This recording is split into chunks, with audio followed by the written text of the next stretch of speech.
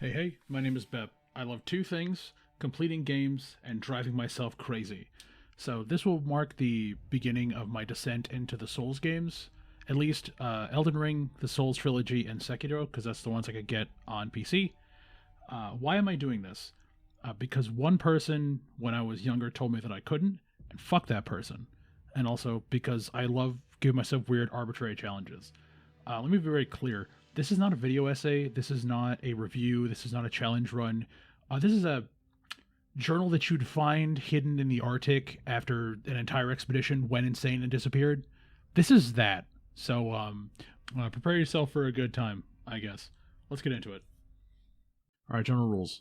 No glitches, no hacks. I'm not going to summon any other players, although any summon signs in-game are fair game for me. And I don't want to try to level past everything. Probably a boss I have to circle back to and try again later, but I don't want to just grind it out and then pass everything by.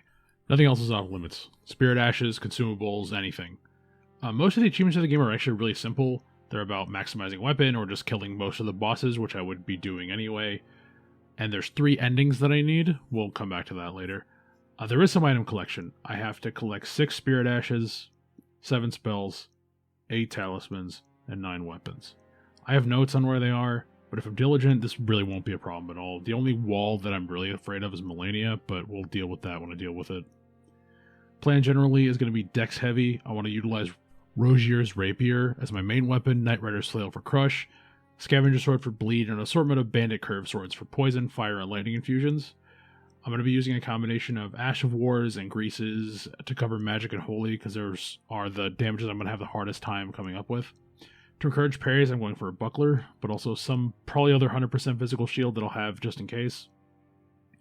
Armor-wise, I'm going for Blithe for general use, the White Mask for Bleed procs, and Raptor's Black Feathers chest piece if there's a jump attack that I really like.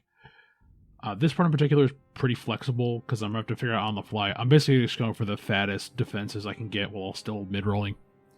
Talismans are going to be the Green Turtle, Erdtree's Favor +2, Alexander's Shard, Greatjar Arsenal, and the Bloodlord's Exaltation for bleed procs.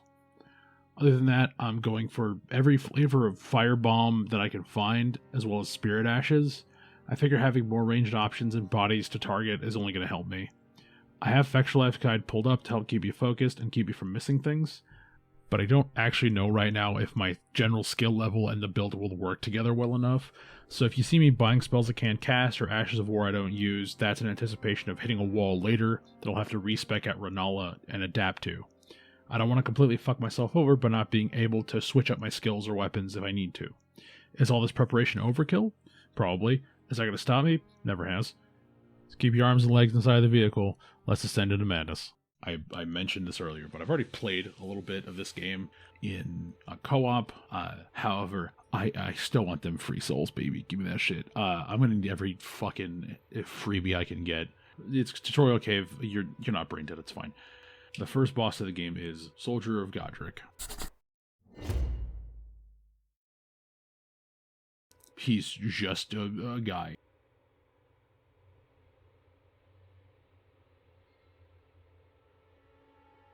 I make a lot of questionable decisions. It was an easy clap though. Is it fucking? I didn't die to the tutorial boss, thank God, because that would have been really embarrassing to have footage of that. All right, so as soon as I'm out of there, I bail out. Varia calls me a beta. I'll let it slide for now, fucker. I'm gonna wander around and just snag everything I can, start quest lines. I am probably gonna fuck at least one of them up. I already know that. But anybody who I think is interesting, I will and complete their quest lines. Because I realize that while the Soul series in general is not super clear about steps, I'll probably fuck one of them up. But I am usually charmed by the weird little fucking characters these games have in them.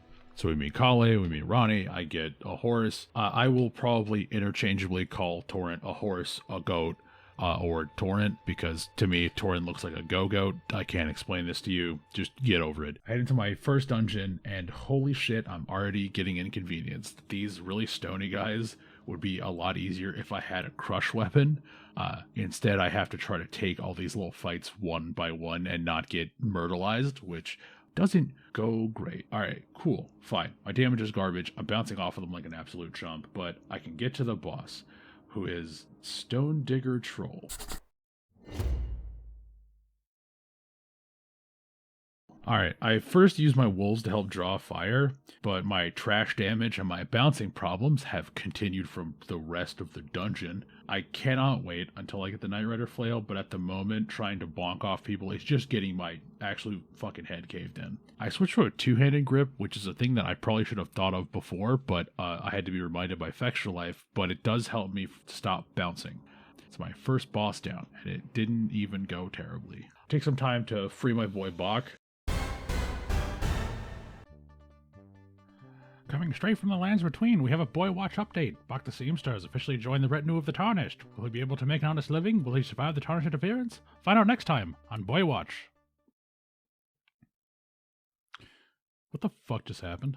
Anyway, I guess I'm gonna go and get the Bandit Curve Swords, because I'm gonna have them for most of the run. I might as well do it now. I'll have them for a while, at least until I get my hands on Roger's. So I jog over to the little church where I can find them. And this drop rate is miserable.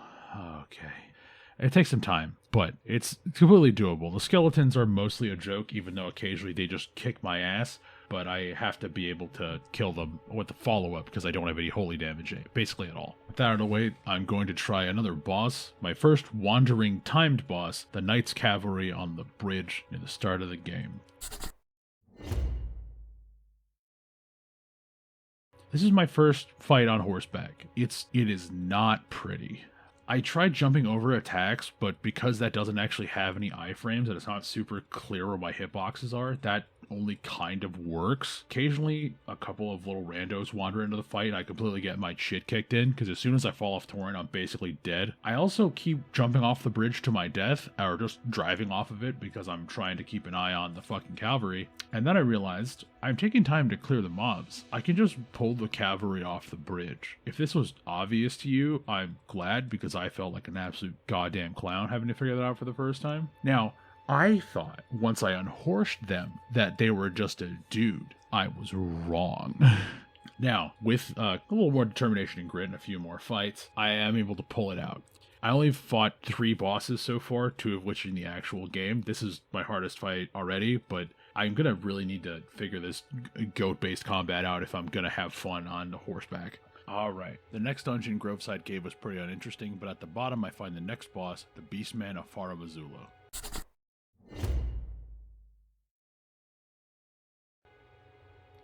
He was pretty easy. I didn't even summon for this. I just kind of walked up and beat the hell out of him. Easy clap. Apparently, they ambushed my goblin son Bach and beat the hell out of him, so I go on a dungeon delve with the only purpose to avenge my son. At the depths of this cave is the first duo boss, the Demi-Human Chiefs. First attempt did not go great. I got swarmed on and they shredded me like I was cooked chicken. But you want to bring 2 friends to the sprawl? Fuck it, I'll bring 2 friends to the sprawl. I grabbed the summon sign by the door, and with the combined efforts of me and the wolves and a faceless NPC whose name I didn't even note down, we managed to fold the chiefs on our second attempt. This is basically like one of the only times I ever do this. I very rarely use NPC summon signs, but I don't know, it felt appropriate here. I get Bach's stuff back, and I try the other roaming boss in this area, the Tree Sentinel.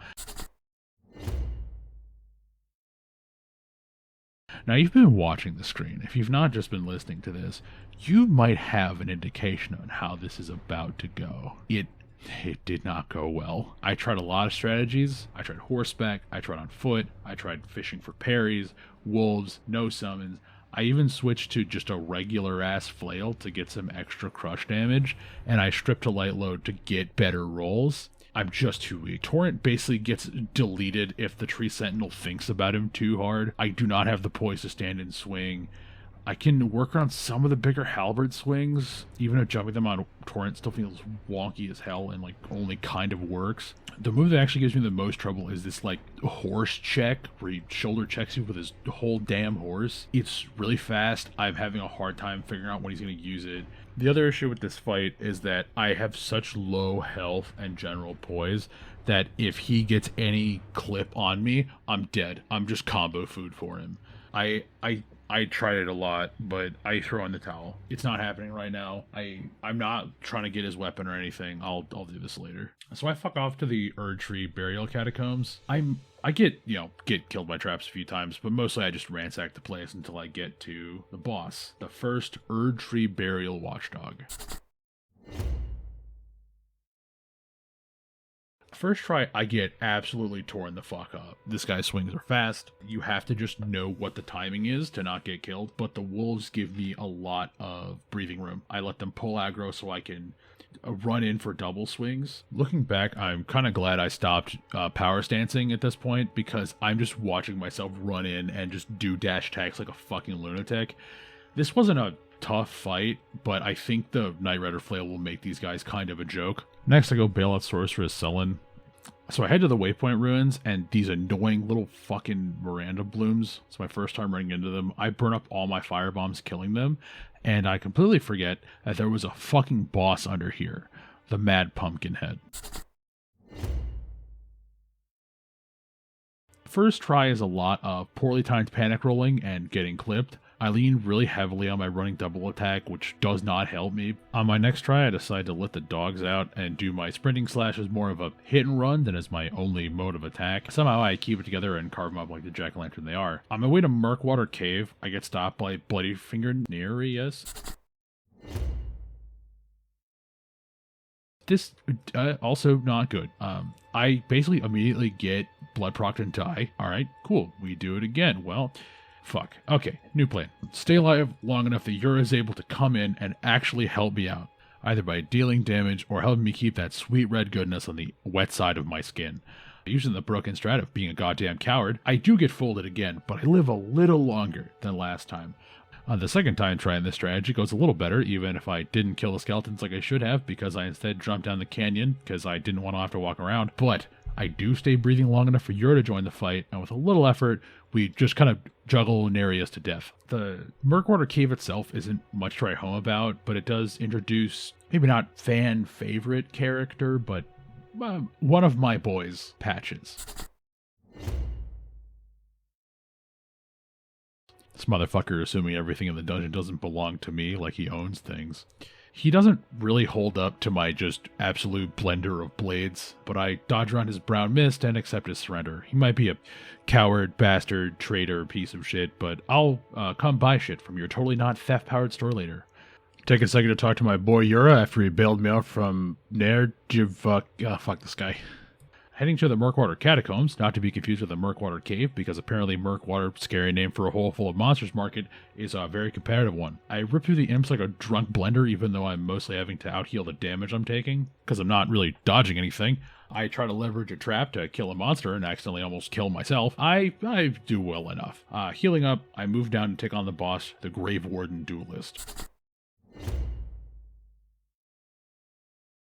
I really fucking love the way this guy looks, but my wolves give me the room to circle and heal. I can kind of run in and out and land big bursts of damage. In the end, I just kind of kill him on the first try. It was light work. On to Stormhill. I fight my way in, I get a snazzy new coat, I catch up with Melina, and meet who will become a vital NPC for this run, Roderica. I'll have to get into Stormvale before it matters a lot, but I'll have to keep an eye on her. I go get some Ash of Wars from Bernal in case I need them, and like a fucking idiot, I attempt to trigger the Bell-Bearing Hunter, who I am not in any way equipped to deal with. I don't, thankfully, so I instead fuck off to fight the other nighttime boss of this area, the Deathbird. This scrunkly little fucker is pretty hard for me to deal with at first. If I stay too close, the pet combo just kind of ruins my day, and if I move too far away, I get caught by its big ol' swings. Its big back hops keep making space I don't have the safest time closing. Eventually, I just fucking put one sword in my two hands, but it's still not enough damage. Eventually, I remember that I actually am just sitting on an ace this whole time, the Holy Water Pot. I didn't get my GD from Firebomb Academy for nothing. I grab some sunflowers and the power of Christ compels this hellbird to return from whence it came. This is a decent challenge for me, but I don't think I'll have much of a problem with these in future if I'm being honest, considering I'll only get more access to sources of holy damage. But there's always a learning experience. I say hi to my boy Alexander the Warrior Jar, and bid adieu for now as I head to the Death Touch Catacombs. It's pretty easy to hack and slash right through the skeletons. It's done very straightforward. And at the bottom, we have the Black Knife Assassin. Now, they're fast, but my wolves basically keep them in stun lock the whole time as I just do a bunch of damage, and they don't have a lot of health. I melt them. I then meet up with Blythe, current wearer of my goal set, and another one of the boys. Now, at this point, I have the seed of a stupid idea planted in my head, which you will see come to fruition in a bit. Now, I don't have a whole lot else to do in this area, so I fuck off and move on to Fort Height. Some nerd I met earlier is like the king of it or something, and I said I'd help him out. Mostly the regular enemies just get immediately folded, and the first time I lean into parries is to win the duel at the castle top. The night there is actually kind of fun, even though they're not really a boss. However, they do give me one of the Ash of Wars I was looking at, Bloody Slash. Bleed is a pretty strong status from what I was able to figure out, and I don't want to depend on it because it uses my health, a resource that I'm already not the, most conservative with, and I do not have a ton of MP at the moment. I take a second to retrieve half a medallion I know is important for watching challenge runs, but not remembering why, and I leave. The hit list now includes its first dragon, Flying Dragon Agil. First, I clear out, just kidding, I don't read and get sent to the fucking Mines of Moria. I run out, mostly. It wasn't really worth mentioning because I got, fucking absolutely folded in there. You know how that probably went. For real though, dragon time. The first run ends up botched as my wolves got cooked so fast it wasn't worth showing, and then I'm doing alright. Agil just fucks off, crawls at the wall. I don't really have any ranged options at this point, so I have to walk all the way around, only for the fucker to teleport back to the arena. I slip off and die. I honestly don't know whether to call that Agil's Killer Rising Newtons. I learned, and I took a ton of damage early in the second run. I avoid enough attacks to put this scaly dickhead in the forever box and get my first dragon heart. Here's where my dumbass idea comes in. From this point forward, when I fell a boss, as a sign of either disrespect or saying that it was light work, they will get a snap of the fingers. Not necessary, but I personally find it funny, so that's enough motivation for me to do it basically every time. I grab Blythe and head into the ever jail of Bloodhound Knight Darrowil.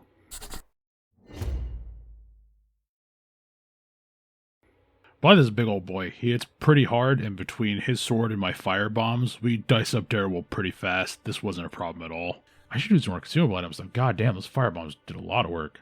Alright, full disclosure. I fucked up here.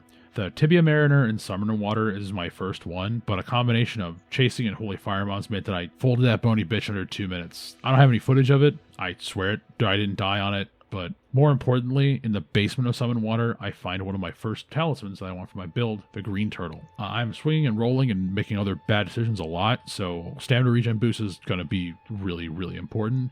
This goes in that first slot, and from this point forward, it never leaves.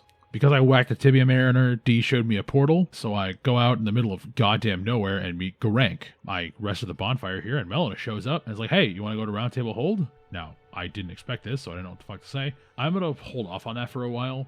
Now, there's a ton for me to do there and a lot of useful things, but I'm holding out because Fextra Life tells me for some reason that going there before Stormveil fucks up Roderica. Now, I really need Roderica for this run because Spirit Ashes are kind of important. There's some IRL time between this happening and me learning that Fextra Life is just fucking wrong. So if you're wondering why I'm not going there, it's because I got gaslit by people on the internet. Now, I immediately leave after I'm done with Garank. I fight my second Knights Cavalry as I push south.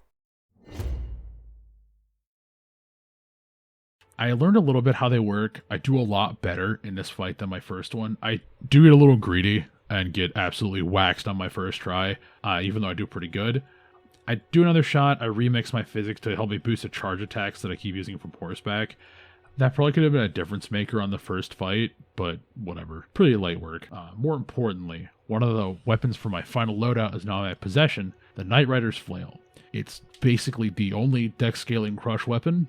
that I could really find. It can also proc bleed. I don't actually lean into this until later because for a while the only number I read on the weapon is damage because I'm a fucking caveman. I dig a little deeper. I fight a second Erdtree Burial Watchdog. It wasn't important or noteworthy, really. However, it drops one of my first Spirit Ashes I'm going to use a lot, the Demi-Humans.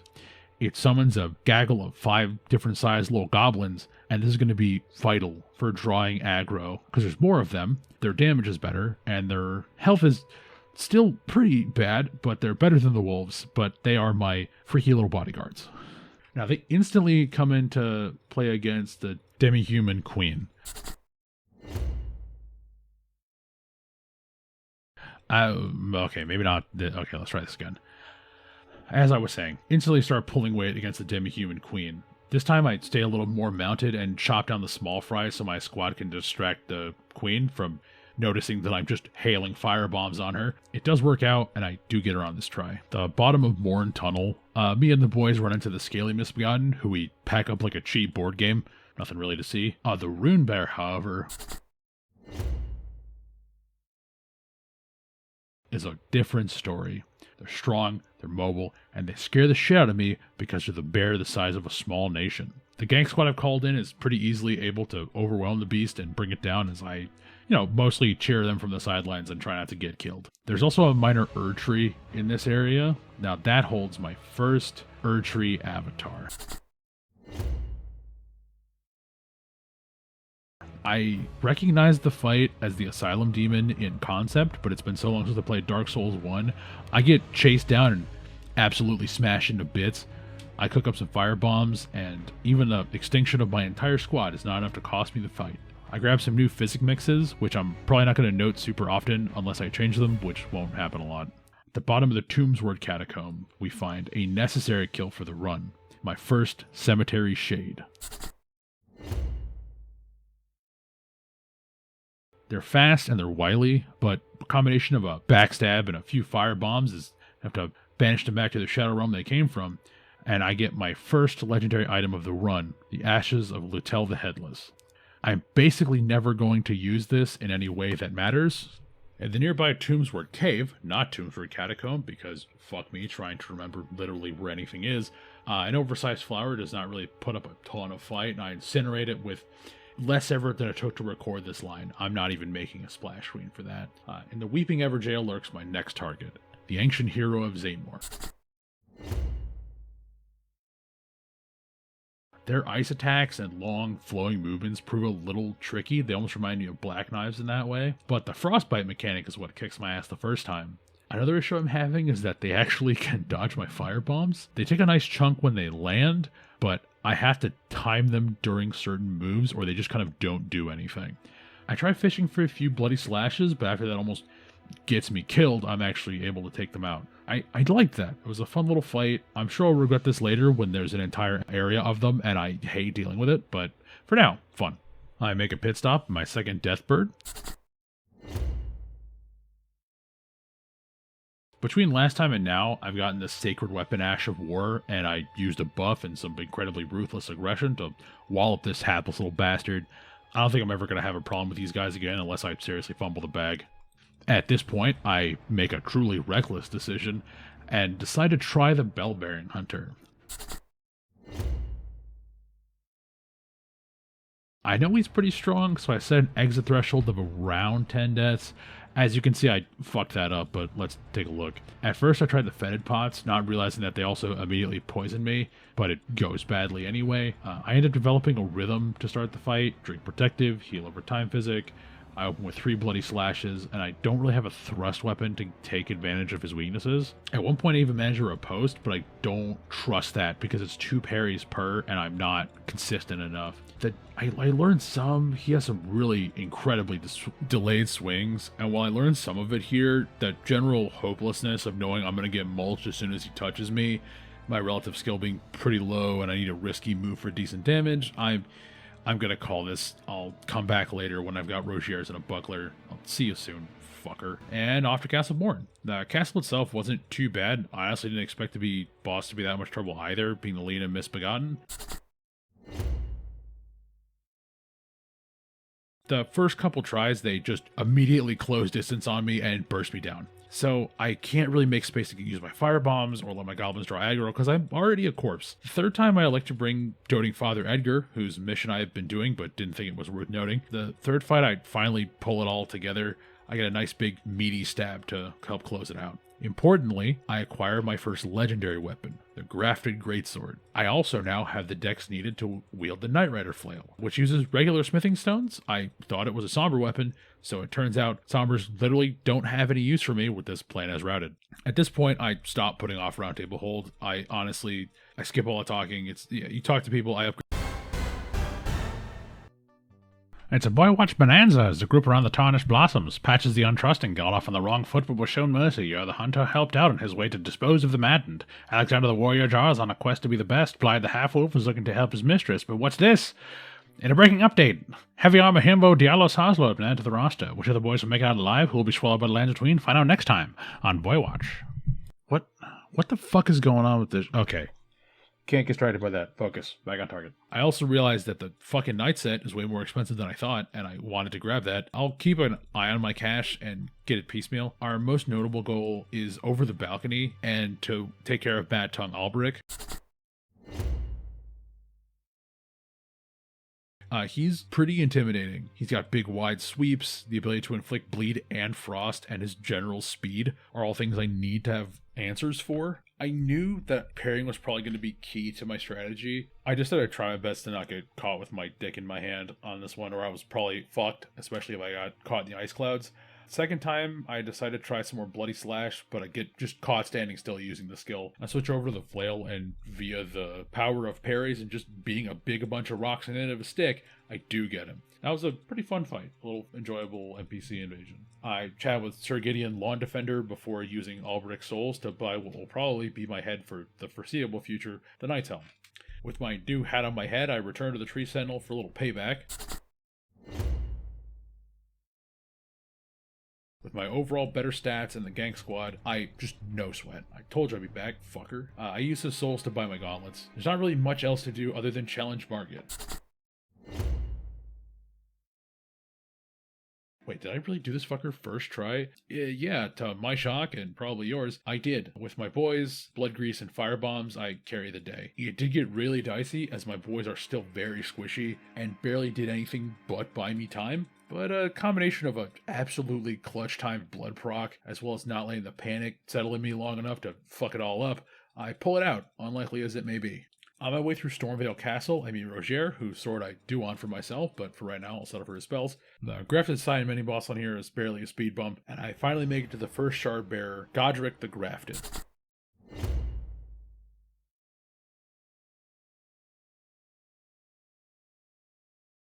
This lumpy fucker has a lot of small AoEs and weird rolling movement in phase 1, but a combination of grease and the flail, I'm trying to dig for bleed procs. My goblins get shredded, but an absolutely beautifully timed bleed proc takes me to phase 2 on the first try. The fire does give me a nice bit of trouble, keeps me out, but Isaac Newton is what gets me on the first attempt. The second try goes better. I have more as to phase 2, a few of my goblins make it. They immediately get incinerated, but it was nice. I do my best to watch the edge and keep my distance. I use fire bombs to wrap it up because I don't want to get grabbed or accidentally fall off the edge, and that's my first shard bearer down. I stopped to buy the buckler from Gostock. I'm probably not going to use another shield, if not for the rest of the run, for a while. I've been squeezing by without one, and my brain is not going to let me block if I'm taking 22% of the damage. Don't ask me how that works. As Stormvale was a complete rat's nest, I have to weave back through and take care of a couple of mini-bosses that I missed on first blush. First up is my first ulcerated tree spirit. This big wriggly fucker is surprisingly fast and agile, and it mulches me because I don't really have anywhere to go. I come back with some firebombs in my back pocket. I ended up not needing them and just muscle them down. At this point, I have my entire night set, which is good. I talk to the Queen Nepheli. She gives me an arsenal charm, which is a weaker version of one of my desired talismans. I then talk to Roger, and he gives me his sword, which means I have the last main weapon of this run. Back in Stormvale for the last bits, I clean up the Lion Guardian with a little issue despite how scary it looks. I grab the Claw Talisman in case I ever need it. It'll be nice to have. Now, up north to Liurnia. First, I challenge the Everjail of Adon, Thief of Fire.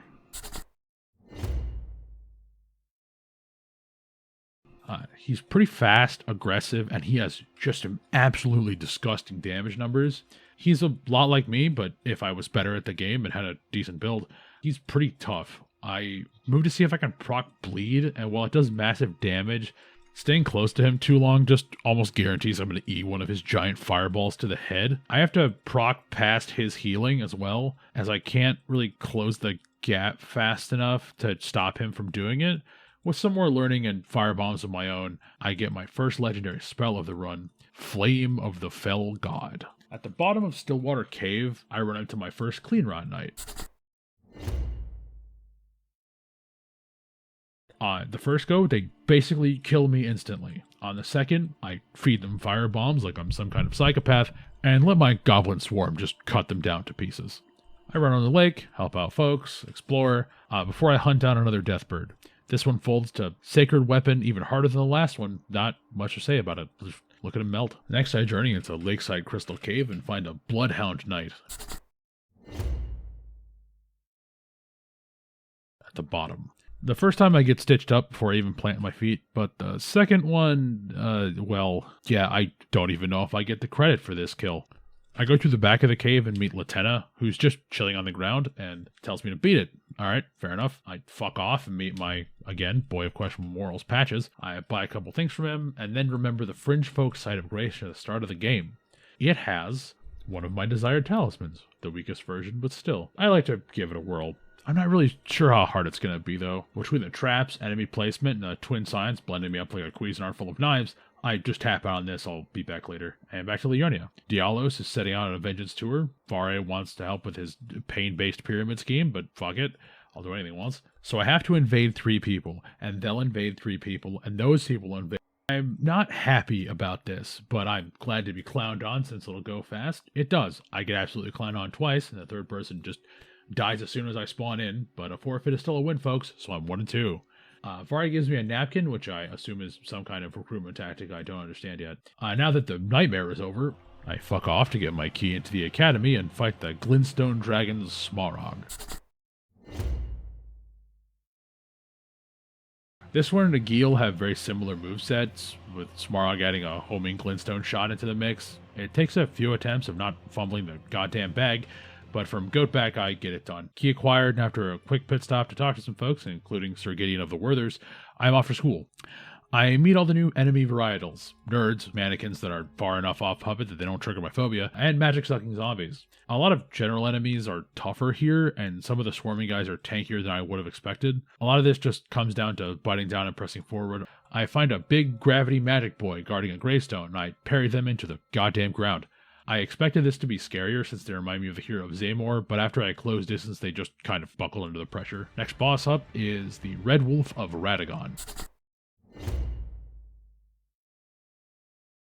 It has a really high damage that's offset by its low health, and the wide swings of Ginger Seif caught me panic rolling on the first go, but on the second, I use my space and numbers advantage to catch it out and put it down. Joke's on me though, because the pain is just beginning. Welcome to the fucking Academy rooftops. This is the first section of a level that actually drove me up the wall.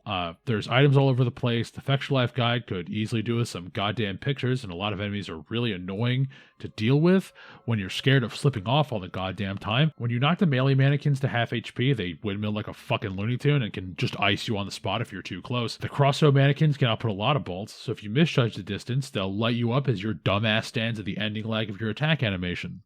The little swooping guys have good reach and good damage, and while they're pretty squishy, they can also dice you up if you get reckless. Finally, there's a last section of this acrophobic nightmare. You have to drop down into an area with 2 patrolling mage guards and 1 nerd with a lot of blasting potential.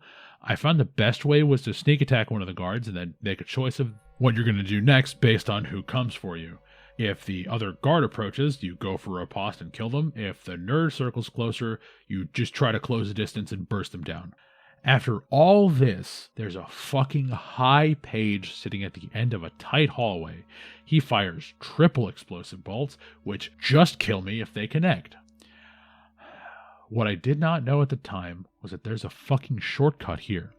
So I made this entire run across the rooftops 3 fucking times, no safety net. Eventually, I pull through. thoroughly fried, but I'm victorious. My reward is a staff that I do not use. God damn it. Back to the debate parlor. Okay, it's time to make a run for Renala. I muscle through it because I really don't know how to make this run yet, and I accidentally teleport because I'm too curious for my own good, and I meet an all-time great side character, Turtle Pope. I'll be back later, but I grab some stuff from my loyal tailor and just bounce for now. Back up the ramp, and as I look in my notebook for what I should pack for Renala, I get absolutely T-boned by an NPC invasion, Moongrum.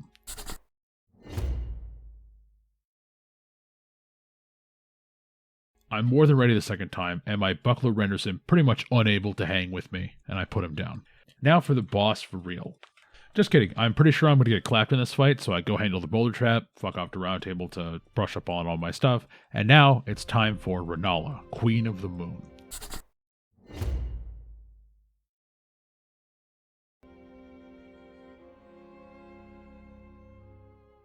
Let me first say, I hate the Sweetings so goddamn much. They're somehow more puppet coded than the actual puppets I was fighting on the rooftops, and their keening wail and generally fetusy vibe makes me driven to get out of this phase as fast as possible. The Sweetings themselves only really deal chip damage, and I know my goblins would get sidetracked with all of them, so I'd save them for phase 2.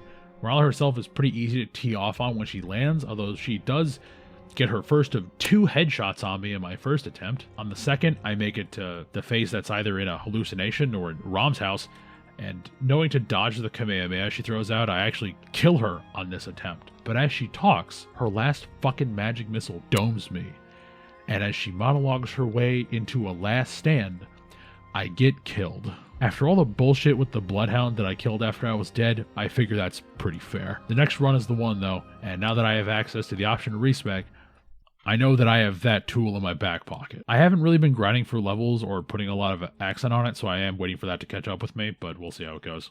For the last bits of the academy for now, I give Tops my spare key, then pay my respects to not quite a boy, but definitely honorary boy. I then pick up the Radigan icon. That's a legendary talisman in the bag. At the Cliff Bottom Catacombs, a couple things of note happen. I start meeting Omen enemies who are parryable but also hit really hard, and their teep kick has frames for fucking days. And I also upgrade my helmet to the Disco helmet, which somehow unpatches my eye. The power of Disco.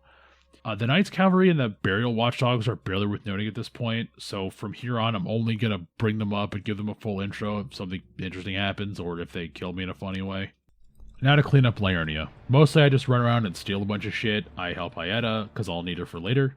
I'm going to head back to the Turtle Pope at the Church of Vows. I chat with him and set up a fight I've been putting off, but now that there's 2 wandering, I figure I gotta do it, and I'll start with the harder one. Let's go for the Bellbearing Hunter.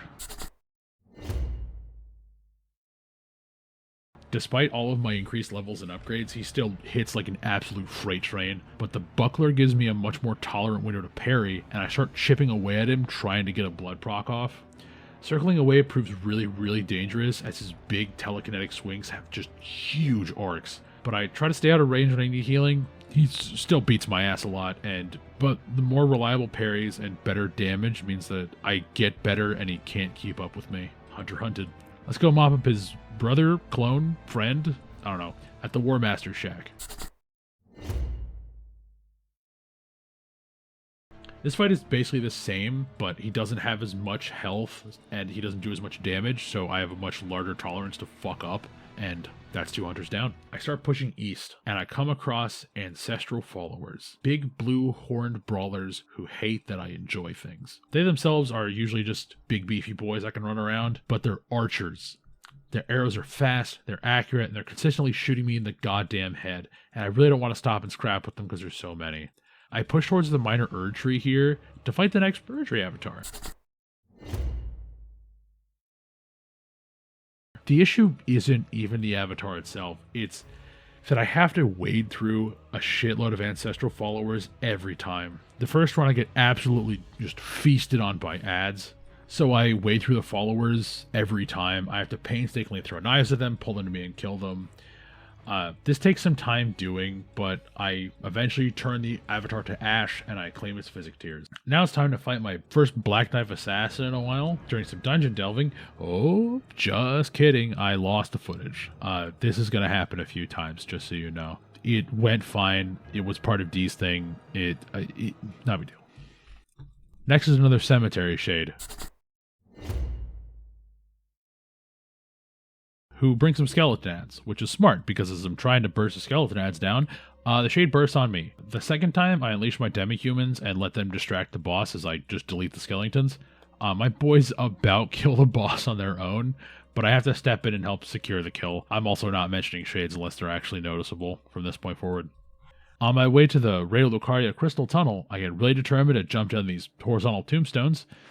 I am reminded that adding jumping to your game does not make you a platformer, and that Torrent's weird momentum makes it even more difficult. But I head down, and flail in hand, I absolutely smash my way to the bottom of this place, and I fight my first Crystallion. Truth be told, I probably didn't even need to summon for this fight. Turns out when a sentient rock meets a chain link hammer, I can just kind of walk forward and smash him up like a Fabergé egg. I didn't even two-hand it. Now, the Frenzied Village gives me some trouble. The mobs are very aggressive, and I get clipped by madness a few times before I notice that the giant Eye of Sauron casually chilling in the goddamn sky is a problem for me. Mostly this is just a run to steal shit and bail, but I also have to handle Festering Fingerprint Vike.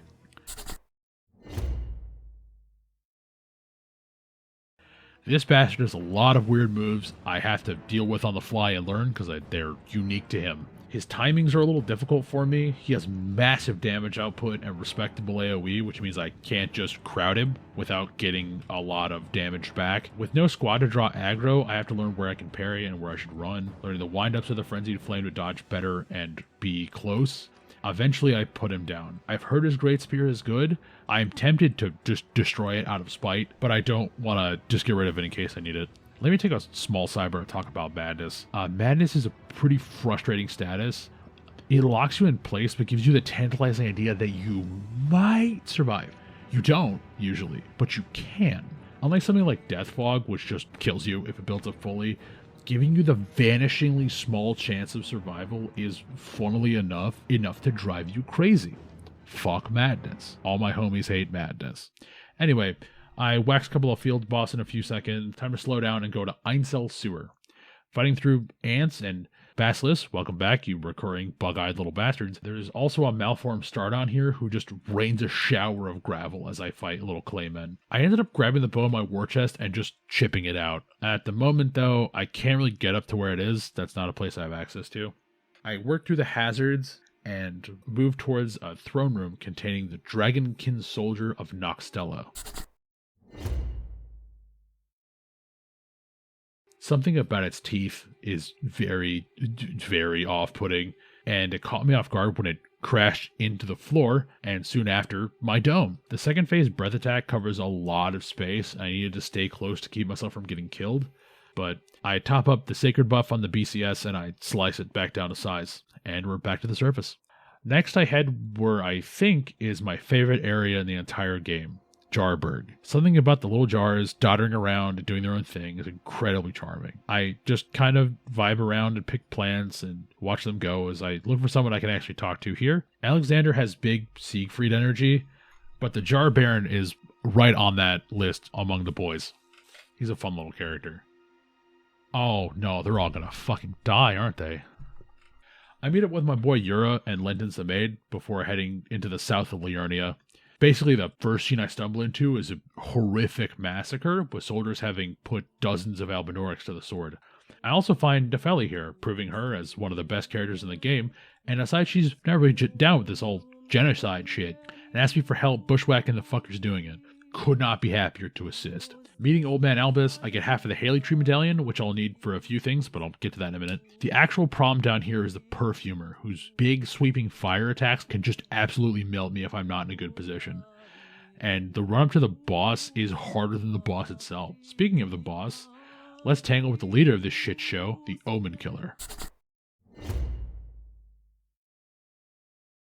I make the choice to not summon Nepheli here, as if she dies, a lot of things get fucked up.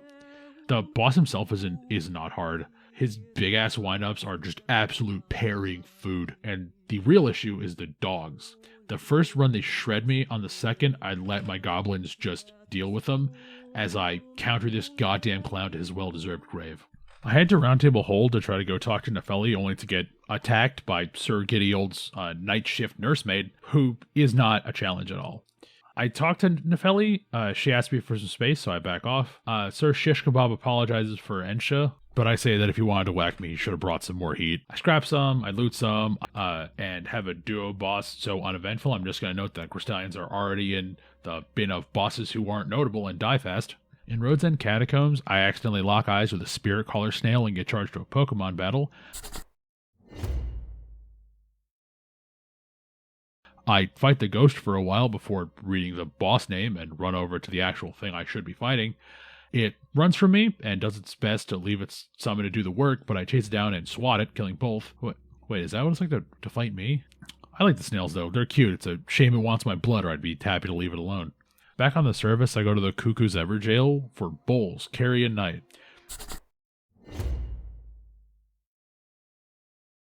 I almost shit a brick when they materialized. I was expecting not a fucking troll for sure. They're not so tough. I stay away from the phalanx. I chop at the ankles. Not bad. I run across another massacre and get invaded by... Oh... Did I do this one? I feel partially responsible for this one. He's not hard. I just feel bad. I make the mistake of letting Hayato know that she's been chowing down on eyeballs, and she takes it pretty well, I think. I follow her and send her to her final location, setting up one of the endings. I need Hayato set up, but I do not want to continue her quest to completion until I'm fully ready. I head to 4 Belfries, teleport back to the area at the start, because I need to grab something to perk up Nepheli, and come here, you little fucker.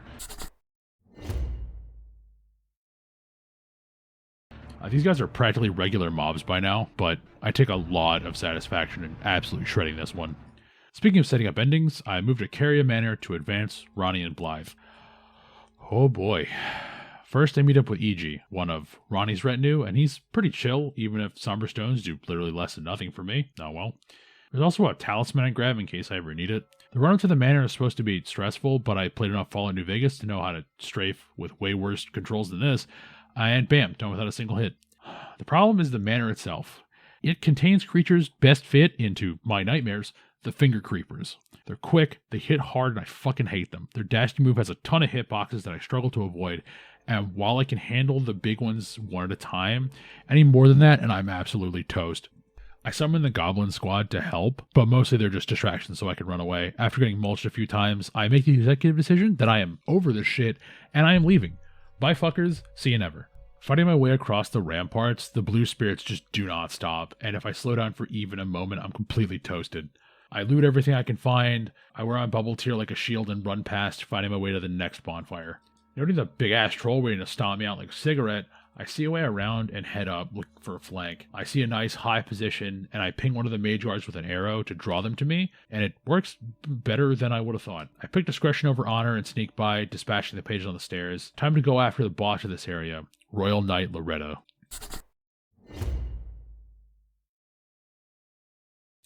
I wish I could make this a cavalry duel, but I summon my boys and they get to work. We're doing enough damage that no one member of the squad is pulling all of the aggro, but I do not expect her buff to Glintblade Phalanx in Phase 2, and the extra swords are enough to just dice me the fuck up. Her bow is incredibly scary, but I play it safer with that to do hit and runs and complete the manor. Except no I didn't. I had to go back for the fucking Sword of Night and Flame. Please end this nightmare. Okay, it's done. As I'm exploring the Three Sisters, a fucking dragon has a go at me and fucks off before I can actually kill it. That's annoying. I do some rummaging. I meet up with Ronnie again, agreeing to be on Team Large Hat. While I'll need 3 endings for the Platinum, Ronnie seems like the one I'll consider canonical for my Tarnished, and also one I need explicitly. Now, I did really just fuck up. By not giving Rogier the Black Knife print earlier, and then joining Ronnie, I locked myself out of Dee and Rogier's quests. Consulting my Souls experts, by which I mean my 2 friends play the games a lot, I don't miss much, but it's annoying. In future, I'll do a lot more to check to make sure I don't accidentally fuck up any other quests that I actually care about. Even though I'm like 90% sure everyone I've tagged as one of my boys is fucked. I think they're all gonna die. I'm glad there's no other NPCs I'm forgetting. Oh shit, Latenna. I run over to her and show her half of the medallion, at which point she accompanies me on my journey. Where are we going? Good question. Unclear what a Haley tree is. I stop by Roundtable Hold and do some upgrading, and finally figure out I have to talk to Dollar Store Sauron to advance Nephelia's quest, and I leave after he's a dick about it. She's sad about being disowned, but gifting her a piece of the Stormhawk King perks her up, which is nice. Let's see if she survives my meddling. Hoping the best for her, I descend a Shofra well. The claim on her back, and still as tough as hell, but I run circles around them on Torrent before finding a ton of Ancestral followers and the torches I need to light to unlock the next boss. Mostly it's a mad scramble around the area, but I take the time to whack most of my enemies, get chewed on by a rat, but soon I'm on my way to the next boss, the Ancestor Spirit.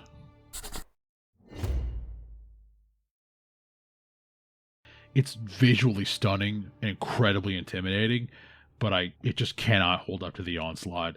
I wrap it up almost as quick as I arrived. I got killed by a local rat more times than by this dude. I do not get so lucky with the motherfucker waiting at the other end of the well, the Dragonkin soldier. Still hate the teeth, and this one takes it personally by smashing me into paste. I get smashed again, but the strategy is still the same. When it falls, I'm rewarded with Marika's Scar Seal, another legendary talisman down. I link up with my boy Blythe, who is just as lost as I am in how to get to Nokron. I do get prompted to visit the rancid little worm Celavis, a guy who gives me so many bad vibes I'd call an airstrike on him if I made a casting build.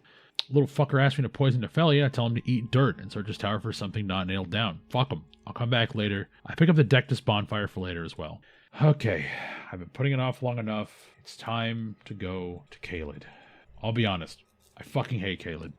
Every enemy is aggressive as hell, and I start running up against more walls than I want to admit. My Demon Human squad starts to sharply fall off, which causes me a bunch more issues.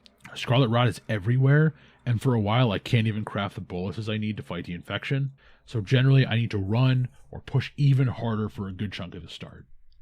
Another issue is the complete saturation of duo bosses. There's 4 here, plus a team fight.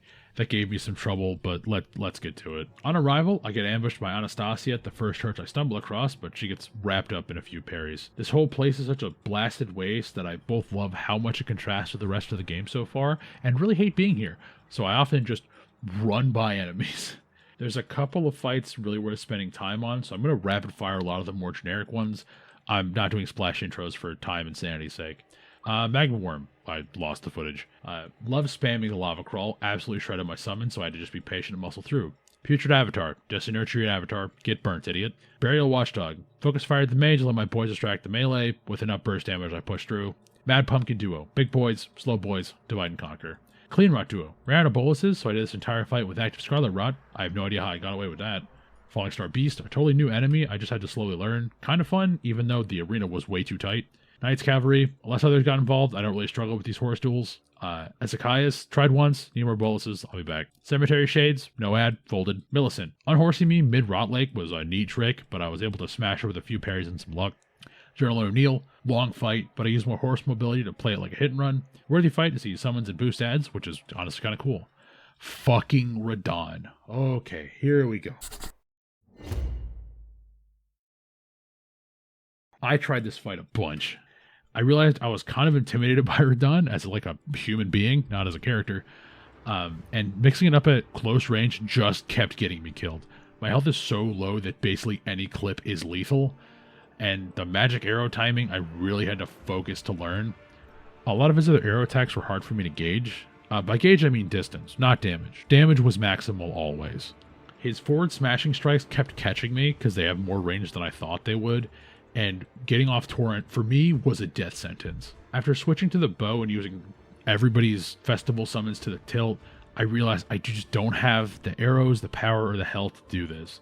I know in my heart there's definitely other things going on in my head when I made the call to grind some levels out, and the general frustration from Caelid was really building up, and I know it got to me. I come back, I went and leveled up some stats. I only put points in mind, endurance, and health. I didn't add any damage because I didn't just want to, make my Ooga Booga number bigger. I just wanted the room to make more mistakes.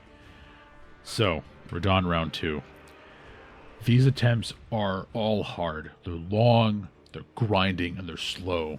The couple of deaths before my successful run were absolutely crushing because each one of them is such a time commitment. But eventually, I topple the Red Lion.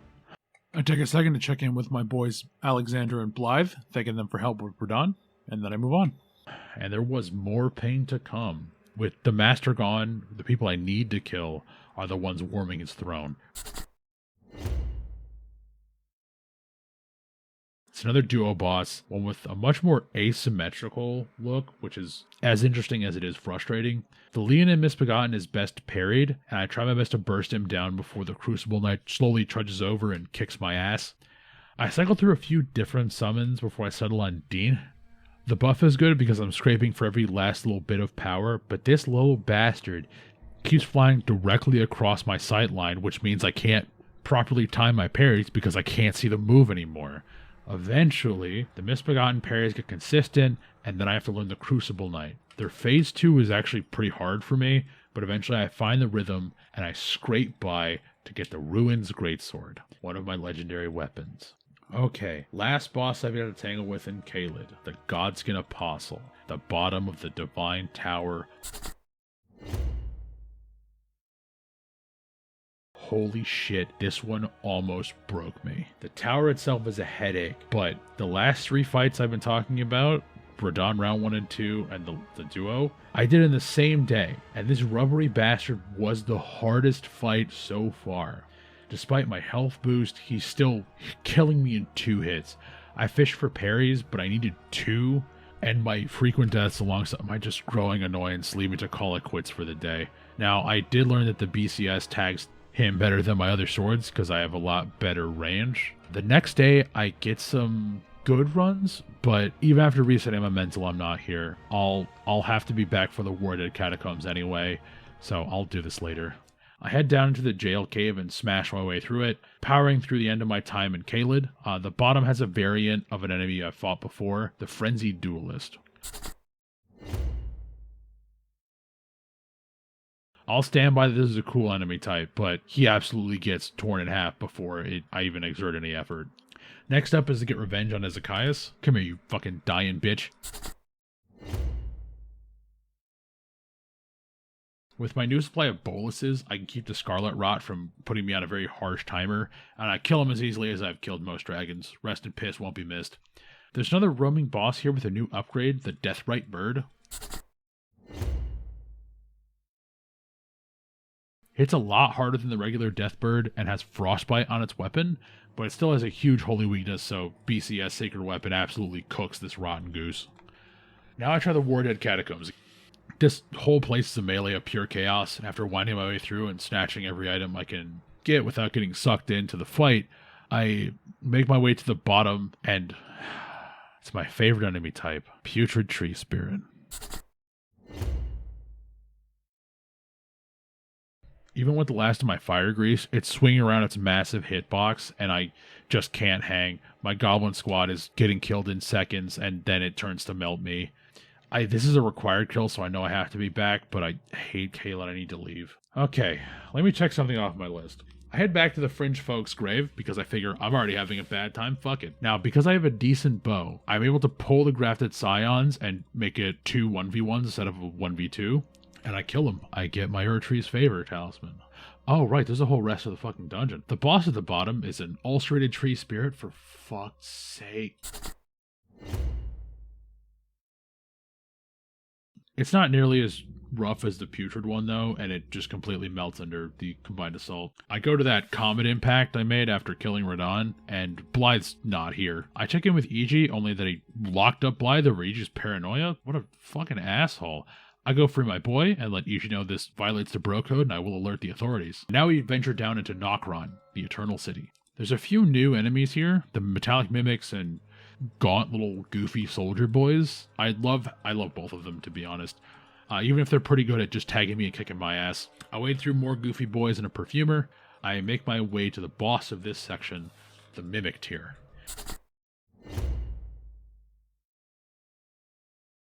I forget that I left fire grease on my bar, which was not the most pleasant surprise to learn mid-fight. The difference between them and me is the power of friendship. And me and the boys crashed through my kind of mid-poise and absolutely down my clone. I'll be grabbing you in a second, but I take my time exploring, grab the Black Wet Blade and the Mimic Tier Spirit Ash. I know the Mimic tier is known as being insanely powerful, so I don't want to abuse it unless I feel like it's entirely necessary. A little deeper in, the variety of transforming Mimics give me some trouble. They can do shit players can do, which usually gives me a lot of problems, but I wade through to claim the Finger Slayer Blade, which Ronnie will need to continue her quest. I still have some things to grab here, but I want a measure of revenge first. Give me that fucking sweet godskin blood.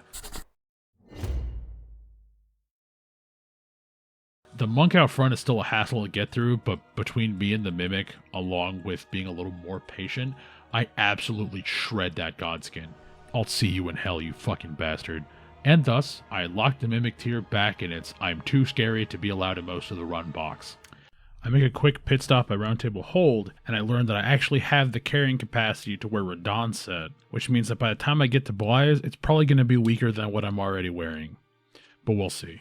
There is a fight around here with a buffed version of a previous boss, the Regal Ancestor Spirit. While technically scarier, it's not that big of a deal, and I turn it into mulch pretty fast. I love the spectacle of the Ancestor, but damn is it annoying to have to chase that fucker down on foot. Then I come across a brick wall. Well, okay, two of them. They're kind of bore cinder. It's okay, this metaphor's falling apart. I think this is supposed to be a DPS check, and I'm not passing it. Even with the flail as cranked as I can take it so far, I cannot take down the first gargoyle before the second one makes it over. Normally this would be hard but manageable for me, but they both have this poison spew. Poison is normally no big deal because the chip is kind of nominal, but when it's on the floor, the hazard version is both hard for me to see and deals a lot bigger chips. I don't give this nearly as many tries as others, but I feel like I'm not supposed to be here yet. And the gargoyles are required, so I do have to come back, but I'll put this on the back burner. Part of this run has been learning when to take L's to keep both my mental up and also just keep progress moving. I go chat with Ronnie, check in with my boy the Jar Baron, and after that we're going to the Carrion Study Hall to grab some stuff. This area holds a chase fight with the area's keeper, Preceptor Miriam. Technically speaking, it's just an NPC protected by ads, but the atmosphere and the ghostly blue light of the magic, it all kind of works. Near the end of the fight, I can't catch up to her and get a hit off before she warps away, so I just drew my longbow and we had an arrow duel. I used it to clear some more of the enemies before returning to the main lobby and placing the statue Ronnie gave me on the pedestal. I know this area isn't a legacy dungeon, but it has some of the most immaculate vibes for what it's going for. Even more so than the Academy proper, as it was just completely filled with living, crazy people and fucking puppets and shit. But this place, this is like a preserved derelict, left only to the ghosts and the rats. In an MC Escher style inversion, once I place a statue, the entire place flips, and I run across that which was previously set dressing. Dueling Miriam again as I push through to the Divine Tower of Liurnia. There's a Godskin Noble on the bridge, but I realize something. I realize, fuck this guy. And so I just leave his ass on the bridge. Climb to the top of the tower. I snag the Curse Mark of Death, which I'll need to fight Fortisax. A fight I totally won't forget for like 20 hours. I chat with Iji, warp to the Einsel River where I pick up my Ronnie action figure, then promptly get lost as shit. I pop back up to Three Sisters, find Celibus has gotten what he fucking deserved, probably got sidetracked, but the only thing of note that I do is grease up my boy Alexander and free him from a second hole. I'm thinking what I should probably do next. It seems the final boy has entered the equation as the Jawband has entered the retinue of the Tarnished. Bach the Seamster has been given the Golden Needle and sent to the top of his field. Bullyfinger Hunter Yura has been given assistance in return for what he did to the Tarnished. The Haslo Himbo Dialos has gone on a revenge tour. Blythe and Alexander the Warrior Jaw made a fine showing of themselves at the Radahn Festival, but both later need to be freed by the Tarnished. And finally, Patches the Unfettered is currently hunkered down in parts unknown. Who will survive as the Tarnished closes in on Lane Dell? Who will hold their heads or jaws high in the aftermath of the things that come next? Find out next time on Boy Watch. For real this time. At first, I tried chipping out the malformed star here, but I get bored with that and I just walk up and beat the shit out of it. I don't have a ton of fun with the new and terrifying ant variants, but upon making it to Noxtella proper, I also find out there's a bigger issue. The enemies here have these fucking noodle maces that I can't seem to parry properly or find a good dodge rhythm for, so if they can make space, they absolutely wail on me. The range of Rogier's helps, but it's not free at all. There's also a ton of lightning mimics here, but I find discretion as the better part of valor and use a combination of arrows and leaving to survive the onslaught. I pay a health tax to bail and head towards an imp door, only to find 2 warriors there, and then I get flanked by a boulder mimic. Yeah, a combination of crush damage and getting run the fuck over, I valiantly beat a sentient rock. Even though they're kind of dumb, I do love this enemy type. No thoughts. Big rock. The next one is no trouble. And despite spotting a third before it even has a chance to fall down, I get stuck on a door and still manage to get hit because I'm just that good. After waiting through a few more enemies, I claim the Moon of Noxtella, adding another legendary talisman to the total. Done in the area, I warp back up to the city and pull the string on my Ronnie to activate the voice box. It takes a couple tries, but she gives you her backstory and asks me to kill someone. Yeah, no problem. Let's get at the Baleful Shadow. This dude kind of looks like Blythe, and he hits like a train, but staying patient and strafing rewards me some stray hits and backstabs, which is nice, but it's enough. It's not bad. I descend even deeper into the depths and find the Lake of Rot. No torrent means this is gonna suck, so I pop back to Raya Lucaria and get Ronnie's ring, which fights off the Caelid flashbacks the Lake of Rot gave me. Okay, here we go. I like to just gun it across the lake and hopefully out-heal the rot, and do so before making it to a whole-ass rot church down here, just chilling, apparently. I absolutely hate fighting kindreds of rot, so I steal their shit and hop in a coffin, since it's preferable to being near them and their weird little arms. Speaking of weird little arms, it's time for Estelle. I love Estelle visually. It's a fucking sci-fi centipede dreamed up on a bad trip. Even if my best option was to be so terrifyingly close to its huge jaws, I always felt like I wasn't supposed to be there. It also kicked my ass a few times, and Latenna was chip damage at best, but with how mobile and weird Estelle is, I thought anyone else would be a tripping hazard. I got lucky when its laser beam absolutely ate dirt sometimes at random, but it was a matter of closing distance and not eating a grab. I had a fun fight. With the named horror from Beyond the Stars slain, I move up to the Moonlight Altar. There's actually a ton of stuff I want here, including a weapon, a spirit ash, and a spell. 2 will be easy snags, the third, you'll see. Shoot some turtles, bang, bang, bang, and then here we go, Ronnie's Dark Moon. Having passed near the Ringleader's Everjail, I decide, let's take a shot at Alecto, the Black Knife Ringleader.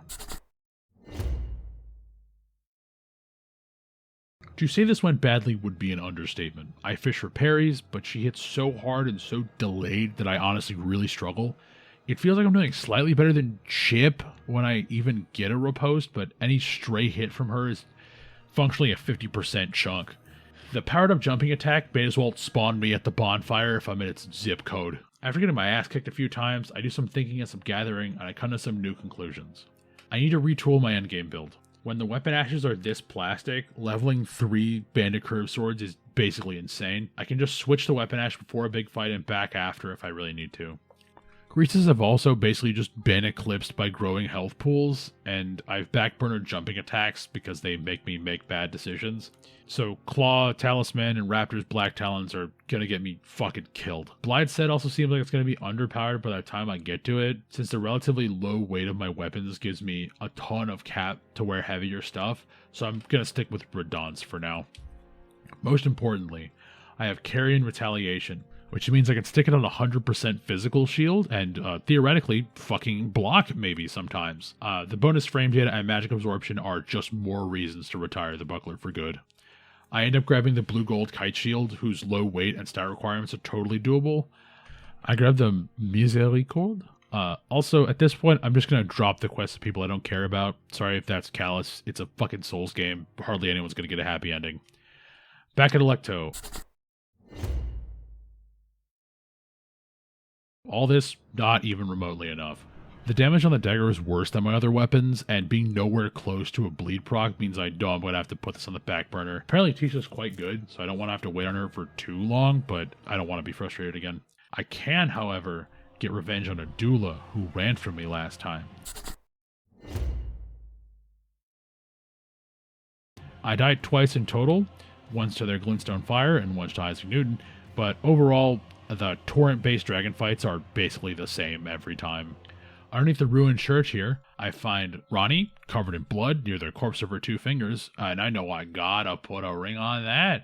And bam, I'm Ronnie's Elden Lord. As thanks, she leaves me the Dark Moon Greatsword. another legendary weapon for the bag. With all that stitched up, I finally head to Lindell. I go through the ruin-strewn precipice as I am beholden to the Factual Life gods. By and large, the opening section is the same mine as usual with a poison twist, as well as some of those little fey bastards. I don't know what they're called. Smashing some bats up next, leading to a woman singing a genuinely beautiful song. I try to pull the bats with arrows so I can keep hearing it, but eventually I get swooped on and the music stops. I had a moment of genuine terror as a singing woman revealed her human face and bat-like body and flew at me, screeching like a banshee and thirsty for my fucking blood.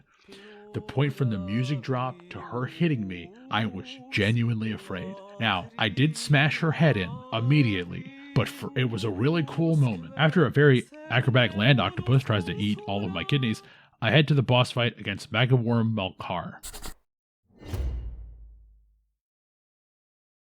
This fight is way fucking easier than the one in Kalit, mostly because I don't have the square footage of a kiddie pool to brawl with this thing. I call Lieutenant so she hopefully won't get instantly melted, and she does hang in there. To Altus we go. I run around a bit before locking horns with Lanciax. At 75% health, he just leaves, which kind of pissed me off, I'll be honest. This is the second dragon that's done that. This isn't fucking Monster Hunter. Either stand and fight, or just don't fucking be here. Whatever. I link up with Millicent and Raya, and check in to see how they're doing. Raya offers take me to Volcano Manor, but I'm not there yet. I make a pit stop to fight a Tibia Mariner, but at this point they're so far from being a threat, it took me longer to clean up the ads. Bozo. After unlocking another Everjail, I go for another required fight on this run, Godefroy the Grafted. Unlike his dad / brother / cousin / uncle, he doesn't have the dragon arm, but he still hits like a fully loaded train. He does catch me for getting Godric's 5-hit timing, but the second time I clean this clock pretty convincingly. Godfrey icon acquired, and that's another one of my legendary talismans. I should take the grand lift up to get access to the top area, just so I have it. What? Why can't I? I don't have the other half of the deck. I don't have the other half of the deck medallion. It's in fucking Kaled. Oh my god, put me out to fucking pasture. It's time. I'm fucking senile. Whatever, I'm gonna make a trip of it. I visit Garant to turn in death. Oh shit. I thought I'd fuck this up, just like I had Rogier, but this is a narrative check more than a boss fight. After figuring out the door was open, I'd bail out and just shoot him until he's chipped. Having pacified the dog man, I head outside and immediately find Flying Dragon Grail. On my way to look for Grail. Jesus Christ, she lands me charged bird certificates by fucking unique letter or some shit. I've got okay, they have a choke point on the bridge, which feels like a deliberate callback to Dark Souls 1's Fire Drake, but I could be hallucinating that. It is a huge issue, as Torrent cannot really generate much in the way of evasion, and by not much I mean zero. I soften him up with some arrows on my successful run, before jumping down to just mix it up, alternating between bow and sword depending where Grail is. After that it's pretty simple. The Knight's Cav here holds their ground well, but it's just a Knight's Cav. The important thing is that it gives me Bloodhound Step, which is a handy and versatile ash that I don't abuse nearly enough. In Dragon Barrow Cave, there is a rune bear at the start that absolutely wallops my ass the first few times because of the tight quarters and the fact that it's a fucking rune bear, but I eventually figured out it isn't the boss, so I just stopped dealing with it and ran downstairs to the boss here, the Beastman duo. I will say, I thought these were regular enemies and was not prepared for the fucking boss health bars to come up at the bottom, so they routed me pretty much uncontested on the first try because I was panicking. On the second, I bring back the demi-humans. Their low health is really noticeable as they put me on a really harsh clock to kill the one that I'm fighting before they die, but it was fine. It totally wasn't a failed ambush. Up next, I need to take down another putrid avatar. This one calls me for being cocky on the first one and just absolutely conks me with its whacking stick. And then after that, the acidic scarlet rock causes me problems. I keep assuming all the pools do is status buildup and being wrong, leaving me with way less health than I think I do, so the bonks just utterly flatten me. With a flaming flail, I pull through. I am getting so tired of these goddamn avatars. Grail's kind of depressing, I won't lie.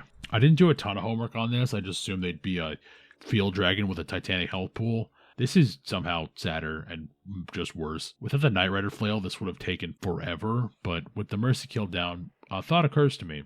Why the fuck would I ever fight a field dragon again? Also, a bit of a fucky-wucky happened here. I'm not sure exactly what happened, but I lost footage. I lost the footage of me going to Fort Faroth and getting the other half of the Dectus Medallion, Radagon Scar Seal, and Grail's Roar.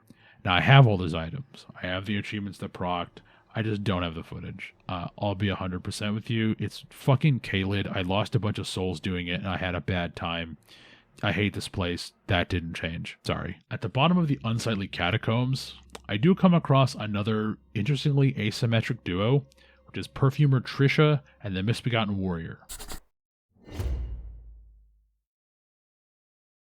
During some off-screen stuff, I've boosted up my newest swarm summon and debut them here, the Great Shield Soldiers.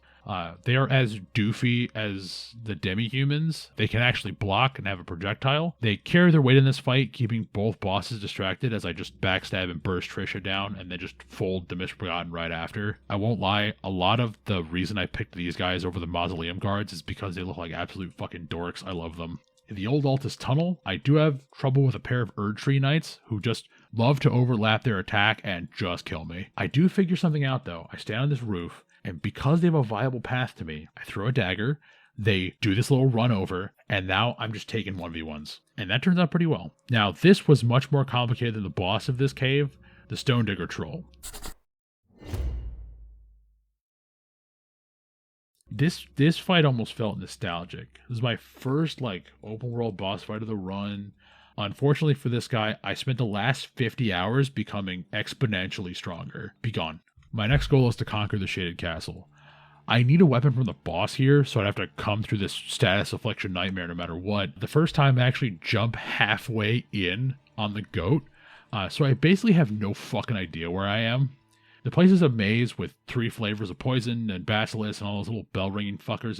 I engage where I want and just bail otherwise. This works well until it doesn't, and I realize I didn't actually find the front door, so I have to run all the way through here to find the place and then find the bonfire to actually spawn. There's a lot of regular enemies here that I put under the umbrella of, I'm not dealing with that unless you make me, and fucking Revenants, top of the pile. They're fast. They're powerful, completely ruthless. I luck out and they're too stupid to climb ladders, and I mostly just leave them be. I weave my way through the place and ransack it until I find the boss, Elemer of the Briar. He's a beefed version of a bell-bearing hunter, but there's a critical difference between those fights and this one. Try making some friends, fucker. With him down, I have the melee executioner sword. I admit, I'm making a lot less progress on this completion list than I thought I would, but it seems like a lot of the items are loaded until after I punch through the walls into the actual capital city. With some more wandering, I give my precious boy Bach the Golden Needle, but I'm careful with his quest after what happened with Rogier, because I know I can fail it, and far be it from me to besmirch my Royal Drip Coordinator. Well, it turns out I'm too late to save my boy Yura. I can do the next best thing, avenging him. Let's fight Eleonora. Her damage output is pretty scary, but after an early riposte, I can just tank through the rest of her with rapier heavies and the trades. She does not stand much of a chance. NPC invaders are either a huge pain in my ass or barely worth noting, which is kind of interesting, but we'll take it as it comes. After some more wandering, I enter Altus Tunnel, and this one has a little variety with the Malformed Star Jealousy Guardian area that I want to get to because it has an upgrade to my Arsenal Charm. But I can't actually get to it from here. I need to go to the Perfumer's Grotto, an entirely separate dungeon, which would be cooler if it happened another time. The bosses are Crystallians. They're trash mobs. Whatever. Next, I fuck off to the aforementioned Perfumer's Grotto and find a goddamn grotto full of perfumers and Miranda Blossoms, who I slaughtered without a second thought. I shoot down the Malformed Star and move on to the boss, which is an interesting duo. I like the lore implications of having the Perfumers, the Omen Killers, and the Miranda Blossoms all together. It's kind of a symbiotic relationship. It's cool world building. However, the Omen Killer is a parry feast, and the Miranda Blossom is a stage hazard at best. If I would have died here, I would have uninstalled the game, I'll be honest. Arsenal Charm +1. Grabbed it, moving on. I think this is the point where dungeon fatigue starts setting in. Many of the dungeons have the same tile sets, and even the combo bosses suffer from how weak they are once the Spirit Ashes split them up. Oh, also I killed a worm face in the background. I want all the Physic Tears, and honestly I'm not even sure if it has more health than normal worm faces. I would have killed it first time if I knew how hard its chicken legs were to hit, but who cares? This game is so good at showing me cool vistas that I just want somewhere interesting to be right now. This is what the fuck I'm talking about. Creepy, atmospheric, the distant whooping laughs and the fact they don't really notice you at first makes you feel like a invader and that their weirdness is normal and you're the weirdo here. The boss is an old friend. Let's fucking dance, Stretch. He's not nearly as hard as all the upgrades I'm packing now, but he still butchers my bull helmet sons with his black flame. I remember enough to make sure their sacrifice is worth it. I'm still not looking forward to the duo, but the Apostle on his own seems more manageable than he did, and that is a nice feeling. I give Millicent the arm that I found at the Shaded Castle before heading to grab some more stuff, as I head to the Sainted Hero's grave for another needed item. Lanciax decides that now we're gonna fight, and you know what? Fuck you. I can't wait through another dragon fight when I know I have 2 more ahead of me, and who knows how many field dragons are gonna try me. To answer the question I asked after Grail, why would I fight another field dragon? I won't. Sitting on the steps of the dungeon, I see a learning opportunity, another black knife. I try to make an effort to learn the parry timing here, but it's still hard for me to get a concrete handle on. After chewing through more resources than I really needed to and dying once, I get fed up and I just stab them to death. Electro is sitting in the back of my head like a damn stone and I know I have to do it eventually. This dungeon has a Alan Wake mechanic, which is pretty damn cool, and I enjoyed messing with it. It helps when I'm smashing through more of the same imps to have some spice. I stopped to fight a revenant, mostly for spite, but when the game shows me a silhouetted duelist and asks me to remember where the light ring is, that was also really cool. Even if right after a revenant fucking respawns, because fuck how your game works, I guess, at the bottom of this awaits an ancient hero of Zaymor. I'll stand by what I said at the Ever Jail earlier. They're fun to fight. They're clearly athletic, but not superhumanly so, like the Black Knives. And oh shit, they're already dead. First try to get me the Ancient Dragon Knight Kristoff Ashes. That's one more on the list. I stopped putting off the War Dead Catacombs, just run to the boss room. Fire Grease is an incremental boost, but mostly I was too lazy to run back to switch the affinity after realizing I'd forgotten to change it. I'm so sick of tree spirits too, man. It's just like, unlike Watchdogs or Crystallians or Cavalry, they're tanky enough to be really fucking annoying. The first time I forget where I am and don't have a bolus on hand, so Scarlet Rot absolutely withers my ass. The next try it works out though. Fuck off tree spirit, give me that Red Mane Night Aga Ashes, and I'm out of here. 2 dungeons barely worth mentioning later, I gun it for a legendary spell that I'll need, which should lead me to a second one later. I'm heading to Mount Gelmir anyway right now, and I want to stop and reflect a little on the run itself, not necessarily what's happening in game. I'm going for the Platinum, which involves doing a few quest lines, but mainly just killing bosses. It's honestly very simple. If they want to make it more challenging or more, Souls vibed, why not give me something called like World Beater or Master Delver, where I have to go through every dungeon and clear them? Because like this late, my build is crystallized. I don't really need new items. I need bell-bearing stones, which are very specific. Going through anything that isn't a legacy dungeon is bordering on an act of fucking charity. I still do some more though, because I don't have the heart in me to just give it all up yet. There's a magma worm here at the edge of this kind of big old pool of magma, which thematically makes sense, but in reality, it makes it just really annoying to deal with. I remember this fight so little, I forgot to even add it to my list of death. More importantly, my boy Alexander is just chilling in the fires of the volcano. Given how rough he's had it recently, he deserves his spa day. He does give me a nice hat, but I feel unworthy to wear it. I do find the area I'm looking for— oh, god damn it.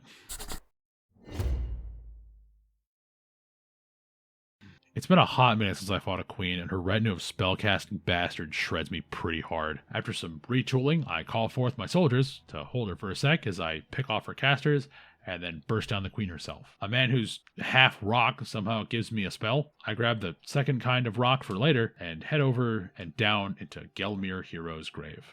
The lava theming and chariot puzzles are pretty cool to work with, but it almost feels like Darksiders, or Legend of Zelda if you're uncool. The sense of appreciation is spoiled by the boss of the area, Red Wolf the Champion.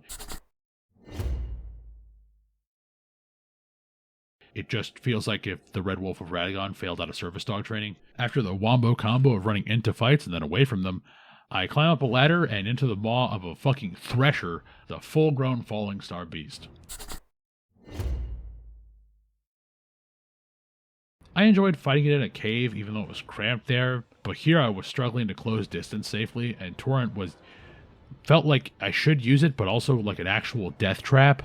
Summons were not much help at all, and the one where I got close, it knocked me off the fucking edge. I thought more and more and realized that, like the dragons, I don't actually need to fight this chuckle fuck either. I jumped on Torrent and peaced out. I'm fine taking the L here because I was going to burn myself out on an optional boss that probably dropped a pitiful amount of souls, so fuck it. Charging onward to just jumped by a finger creeper, I find another massacre site, which isn't nearly as uncomfortable as the Albinoric village was, but it does give a very harsh vibe.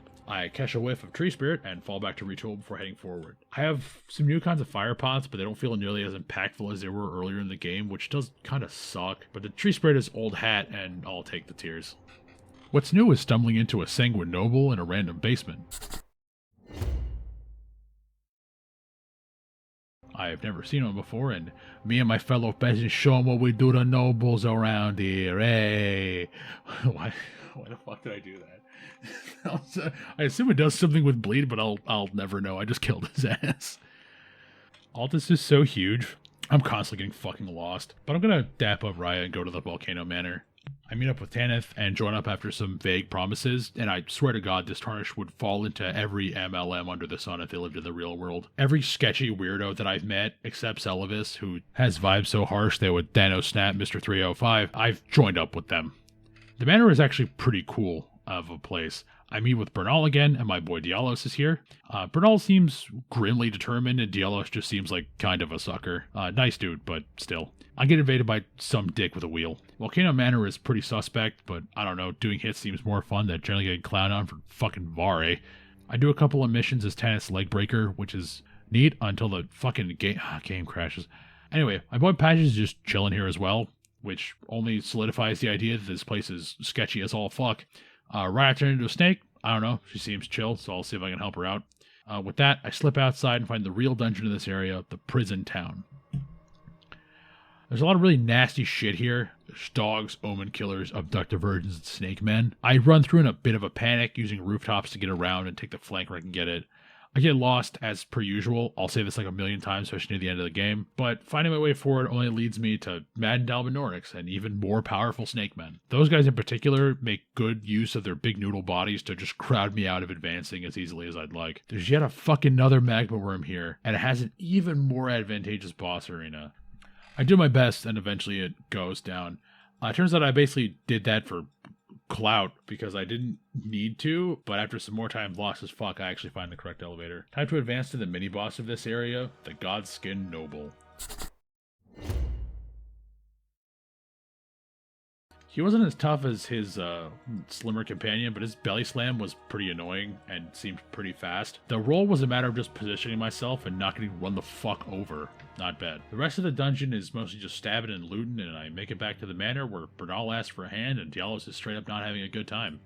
Patches also gives me a job, so I go beat the ass of Greathorn Tragoth. Thanks for the help with Radon. Now give me your shit. Bach also asked to call me Lord. My precious son must be protected at all costs. This is not a... Welcome back to Boy Watch. It seems our reporting on Bach the Seamster was preemptive, as he has only now received the Golden Needle and requested to call the Tarnished Lord in a show of fealty and faith. Patches the Sketchy has arrived at the Volcano Manor to peddle new wares and stab new backs. Yor the Bloody Fingerhunter was the first boy to fall as Alexander had a spotty in the hot magma. Blythe the Wolfman was betrayed by Aegean, now in parts unknown, as Dialos' time in the Volcano Manor has him questioning his life choices. Finally, the Jarbrand appears to be having a relaxing time at home, but he has not seen the Tarnished in some time. Is anyone safe? Who will be the next to fall? Find out next time on Boy Watch. Time to finally go to Lane Dell. The front door is guarded by a duo of tree sentinels, and the game is freebasing fucking ketamine if it thinks I'm doing that right now. I'm in Lane Dell, but I'm not actually going to go into Lane Dell. I need to go finish some business. I bushwhacked the Onyx Lord off screen, which I assure you was so riveting I didn't even notice at first. It did give me a new ball bearing, so I upgraded my arsenal to the new floor, and now we're slamming our heads into the slimmest brick wall of the run so far, Electo.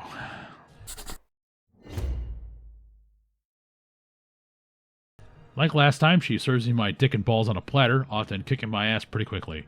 I get better at dodging her charge dive, but it's still basically lethal. If I can back her to the edge of the arena, her AI breaks a bit, but the bleed of the flail is not working. The reach of the BCS doesn't help. They're doing jack shit. The Bloodhound step helps when I remember that I have it, but I don't have it as on lock as the roll, and I also don't know the distances as well, so it feels kind of arbitrary when I'm actually safe. Summons are off limits here, and I don't have a beefy weapon I could just easily crack or poise with, but I do some research, and I find I do have something in the back pocket. The Glintblade Phalanx Ash of War. The further we go, the less Rogier's rapier can really hang with the other weapons, but their signature ash absolutely clutch here. I put it on the Miséricorde and equip the dagger talisman and engage in the ancient art of being a goddamn bitch.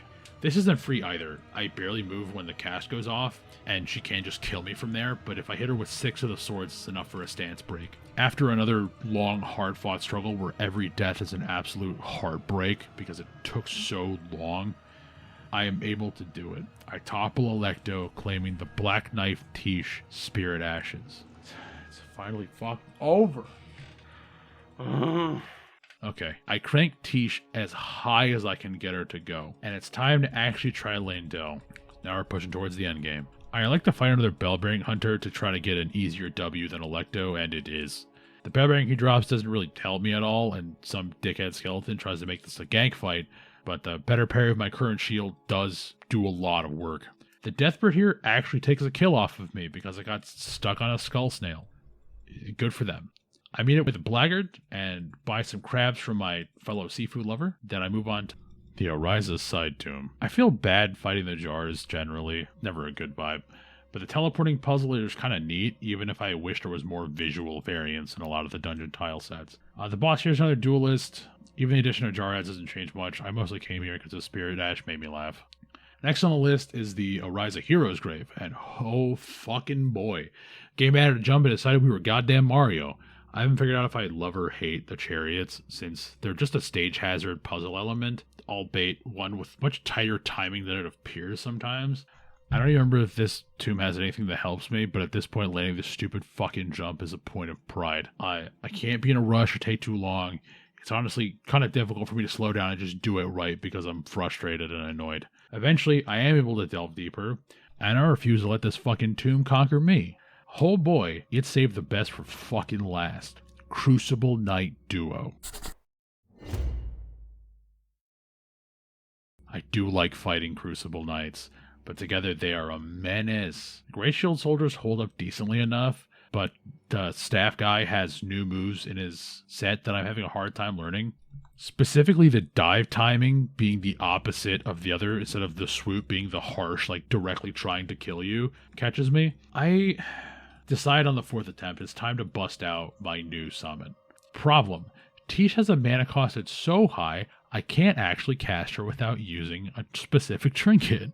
However, I decide to spend that slot and bring her into battle. In this fight, in spite of her ungodly damage output, there was something that I failed to foresee. She does so much damage that she triggers both of the phase 2s at the same time.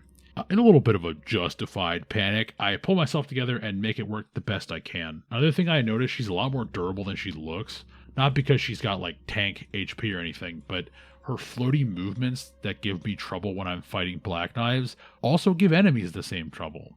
I think we got the beginnings of a winner here, folks. I have one more obstacle into getting into the city. For real this time, actually.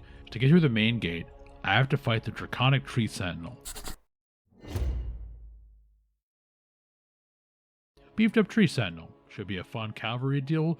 And that's a fucking fire-breathing horse. I'm sorry, I thought he was the fucking Draconic one. Not both. It is similar to my other horseback fights, but this guy has a few pretty fast range attacks, so I can't make space and give myself room to breathe as easily. That means Torrent takes more damage, which never ends well. For me or for the goat. After a couple of nice bleed procs, though, I'm finally able to enter the city. I've been talking about approaching like 9 times.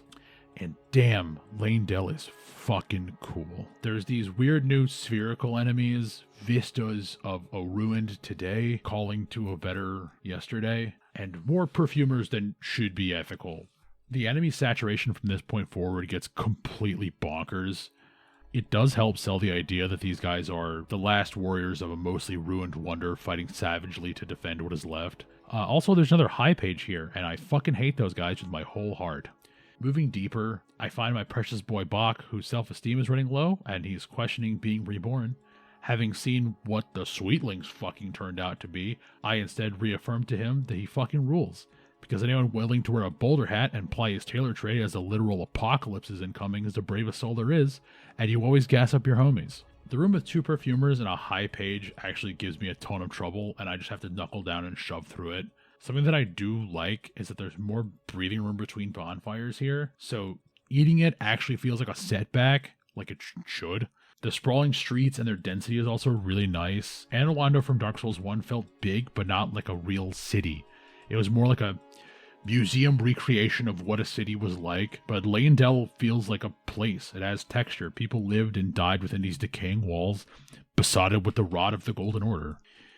Anyway, I take an easy 2v2 with Bernal and check in with Selen to get the key to the other master of the academy and head back to my dearly behated Caelid. The boss here was triple Crystallians, but Crystallians are so trash that it didn't even matter. The second barely coherent corpse of a master here gives me Founding Reign of Stars, which I am glad for, but also, how are these not coherent people handing me shit? Okay, it's time to wrap up Blythe. I'd be lying if I said I thought this was going to end well. It's fucking Souls after all. But there's a real tragedy here. The half-wolf goes fully mad, and he downs me once, but he can't hang on in the second fight. I wish there was a way to have things go better for him, but this is a bleak world, and that's just how it plays out sometimes. Sorry, buddy. Alright, time to kill some people I don't feel guilty about. I stumbled through Leyndell drunkenly, stabbing a ton of knights and misbegotten on my way forward, with a little help from Fextra Life, and by little I mean the descriptions were not as useful as I would have hoped. I figure out where I'm actually supposed to go, but I don't mind taking my time here because despite getting lost, it's hard to discount how cool this area still feels to me. I make it to Hologram Godfrey, and the Great Shield soldiers really help out, but the real MVP is weird-ass level geometry, which just eats his attacks and stops him from moving sometimes. This was a taste of the fight to come, but it wasn't a huge deal. I enter into a new section of the city, and the enemy saturation just stays where it was or goes up from here. I make a pit stop to grab the bolt of Grand Sacks, but between the damage, spells, firebombs, and bows, I have to kite a ton of enemies to not get absolutely decimated instantly. After some other gathering, I finally make it to the Erdtree, and the run back with the warrior formerly known as Margit Morgott, the Omen King. He comes with a ton more moves and a cool-ass iridescent sword, but Tish is an absolute fucking monster, and between my better DPS and her destined death debuff, he falls as quickly as he did the first time. Well fought. Unfortunately, I immediately get cucked by a tree, and Melina, who I've barely mentioned as she rarely appears, thinks that we should go swipe a super dangerous magical flame to set it on fire. And it sounds like a fun field trip, and I am down for arson. I get ambushed by the Fell Twins on the way to unlock Morgott's Great Rune. Being on the back foot gets me clapped the first time, but I pull it together the next one. The intro to this fight, though, it's so unique, and it works because no one else does it. Just the fade to black. They're just like, oh, you are not doing the ambushing here. I kind of love that. The buffer area between the mountaintop and the giants is a bit of filler, so I just sprint through it. Who cares? The Blackblade Kindred shows up at the end to try to slow me down. It is, in theory, an ambush, but it's a fucking gargoyle. Me and the boys just turn him into gravel pretty fast. Up the elevator. The mountaintops are really visually cool, and oh boy. That's a lot of ancient heroes. I'm not dealing with those ancient heroes. Goodbye, ancient heroes. And then down we go into the giant mountaintops catacombs. The dungeon's gimmick is kind of a loop a la PT, but I don't know. This feels like it sounds better in concept than it did at the time, and I ended up being rewarded for my frustration and determination with yet another fucking tree spirit. God damn it.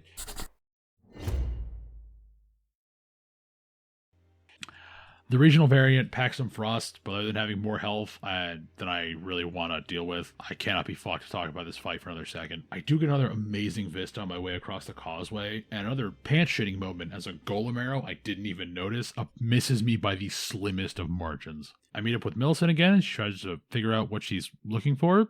Sister, fucking same. I head over to Spirit Caller Cave, and I distinctly remember that this is the moment where my will to follow the guide closely just snapped and never recovered. The boss of this place is a spirit caller snail who summons Godskin Apostle, then Godskin Noble, then the fight with it. I checked the rewards for this, and it was a joke. There's no way in hell I was going to fight a recycled boss who recycled bosses. I've been talking about my growing discontentment for the dungeons for a while on and off, but it never recovers from this point. I really only do dungeons that are necessary to my platinum and not many more. The last act really started to grind on me, and I knew that I still had the hardest boss ahead. I grabbed the entrance of Castle Sol before backtracking to do the final hit for Volcano Manor, Juno Hoslow. I feel a bit bad whacking my boy Yellis' relative, but such is the pursuit of content. Their whips are pretty intimidating and really, really damaging, but their use of Bloodhound Step is as neat as it is fucking frustrating. I switched to Glintblade Phalanx, and then used the stabs of Rogiers to force them back using Bloodhound Step when they try to crowd. It works out, even though it takes a little longer than I would have liked. I reported to Tanith, making it to Rykard's boss door before deciding I don't really want to do this right now. I worked my way through a really honestly neat little puzzle and into Heretical Rise to get another of my needed spells, the Founding Rain of Stars. A little more field boss avoidance and running around later, I loop back to Castle Sol. This place is chock full of dudes trying to eat all of my goddamn lunch. The dual-wielding Banished Knights in particular are a new model of Cuisinart, so I try not to take too much chip, but them especially are a huge resource drain. On my mad scramble to avoid being shot in the back of the head or stabbed in the throat, I grab the Eclipse Shotel, so I don't have to come back here later. Other than that, it's honestly not all that big, so on to the leader of this place, Commander Nile. His ads are a pretty big problem for me, as they love pulling my attention just enough for Nile to get the drop on me with his big Frostbite AoEs. Tisha's struggling a bit here due to us being outnumbered, but not outgunned in the health department, really. So I bust out the Goober Brigade, and that is what brings me success. They hold Nile's eye long enough that I can burst down the ads and trigger phase 2, which I hold off to clutch out, thankfully. I go fetch the other half of the Haley Tree Medallion and feel the growing dread for what I know is coming and coming fast. Down to the Haley Tree. First I have to move through the consecrated snowfields, where mostly I just can't see jack shit. I stumble into Ordina. I don't exactly know what the deal is here, so I do some homework and decide the most important thing I could be doing is probably this, because I'm really just going for the fucking Haley Tree. I light the candles, I get shot a lot, I run from an invisible black knife that's probably in my karma coming home to roost, and eventually find my way to Michaela's Haley Tree for real this time. This is another fucking visual stunner, filled with enemies that I've already seen, which is really unfortunate, and I don't feel even a little bad about finding the most efficient way to not engage with anyone I don't have to, because at this point, there's so many enemies that killing everyone feels like a fool's errand. More enemies who've basically been reduced to visual mush with repetition dot the beautiful area, and rack up quite a few deaths on me because I'm just being incredibly reckless, just trying to run my way through. But eventually I make it to the Loretta Runback. She's stronger this time, but so am I. I know to back up when the Phalanx is live, and also to not try to get flashy when the bow comes out to avoid getting domed. Not a bad showing at all. Oh, and welcome to hell, folks. Specifically, Elfahel, Brace of the Haley Tree. I'm so exposed, the arenas are so narrow, and I have to traverse so much that I get more frustrated here than Caelid, which is saying a lot. At least there, I had the option of getting on Torrent and just bailing. Here, I have my relatively limited mobility by the terms of this game to deal with it all, and it feels like a worthy preamble to the monster below. I meet with Millicent again, who I guess just followed me down the lift or some shit, and she seems pretty determined to try to rouse the sentient mind that Melania once had. I wish you luck, but I look at the current survival rate of my boy squad, and I do not wish to curse you with that luck. The place itself is cool, but I can't one-hit basically any enemy, even with a backstab, and it's absolutely rotten with new fuckers crawling out of the woodwork every damn time I fucking kill someone. I get mulched a lot. The Clean Rot Knights, the powered up mooks with spells, and the 2 different avatars just fucking vibing, and the return of the fucking Revenants. Okay. Deep breath. Just grab the shit that I need. Clean Rot Knight Fiddly Ashes, swipe out of the chest, die. Literally, who cares? One collection completely complete. I sprint past the Revenants in the gutter to get Marika's Source Seal. Not done yet with that, but close. Next, I have to actually get to the heavily guarded site behind 4 ballistas and an avatar. I know it won't be easy to just muscle through it, but I am stubborn, not good. So after getting smashed and shot and stabbed and falling off of shit, I push through out onto the other side and into the drainage site. After dealing with a bunch of rot, then a really annoying tree spirit, it's time to conclude Millicent's questline. I just gotta help her. Oh, fuck. This is a fucking 4-on-2, and neither of us have the HP to draw aggro like that. It does look like Millicent has waterfowl dance, which is interesting, but we just keep getting folded.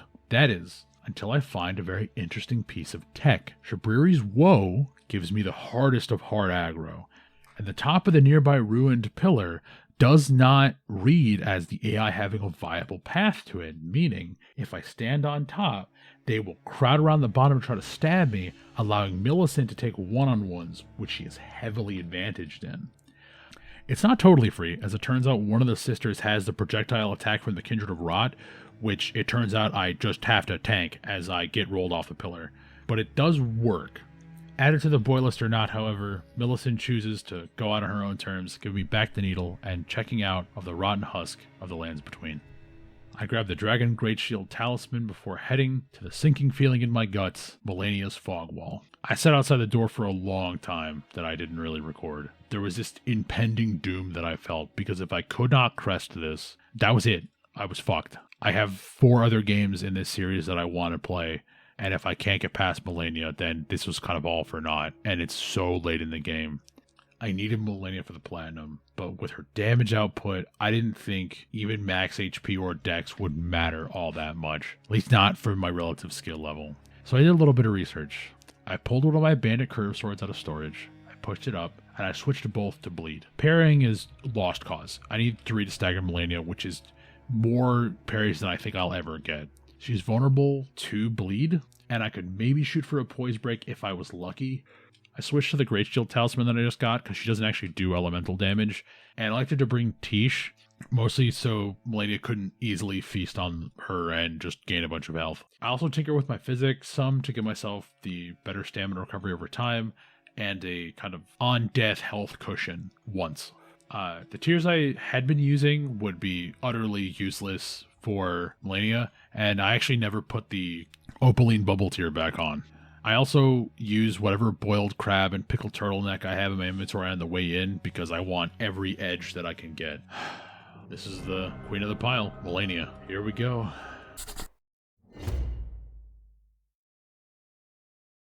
Okay. Attempts, by and large, do not go well.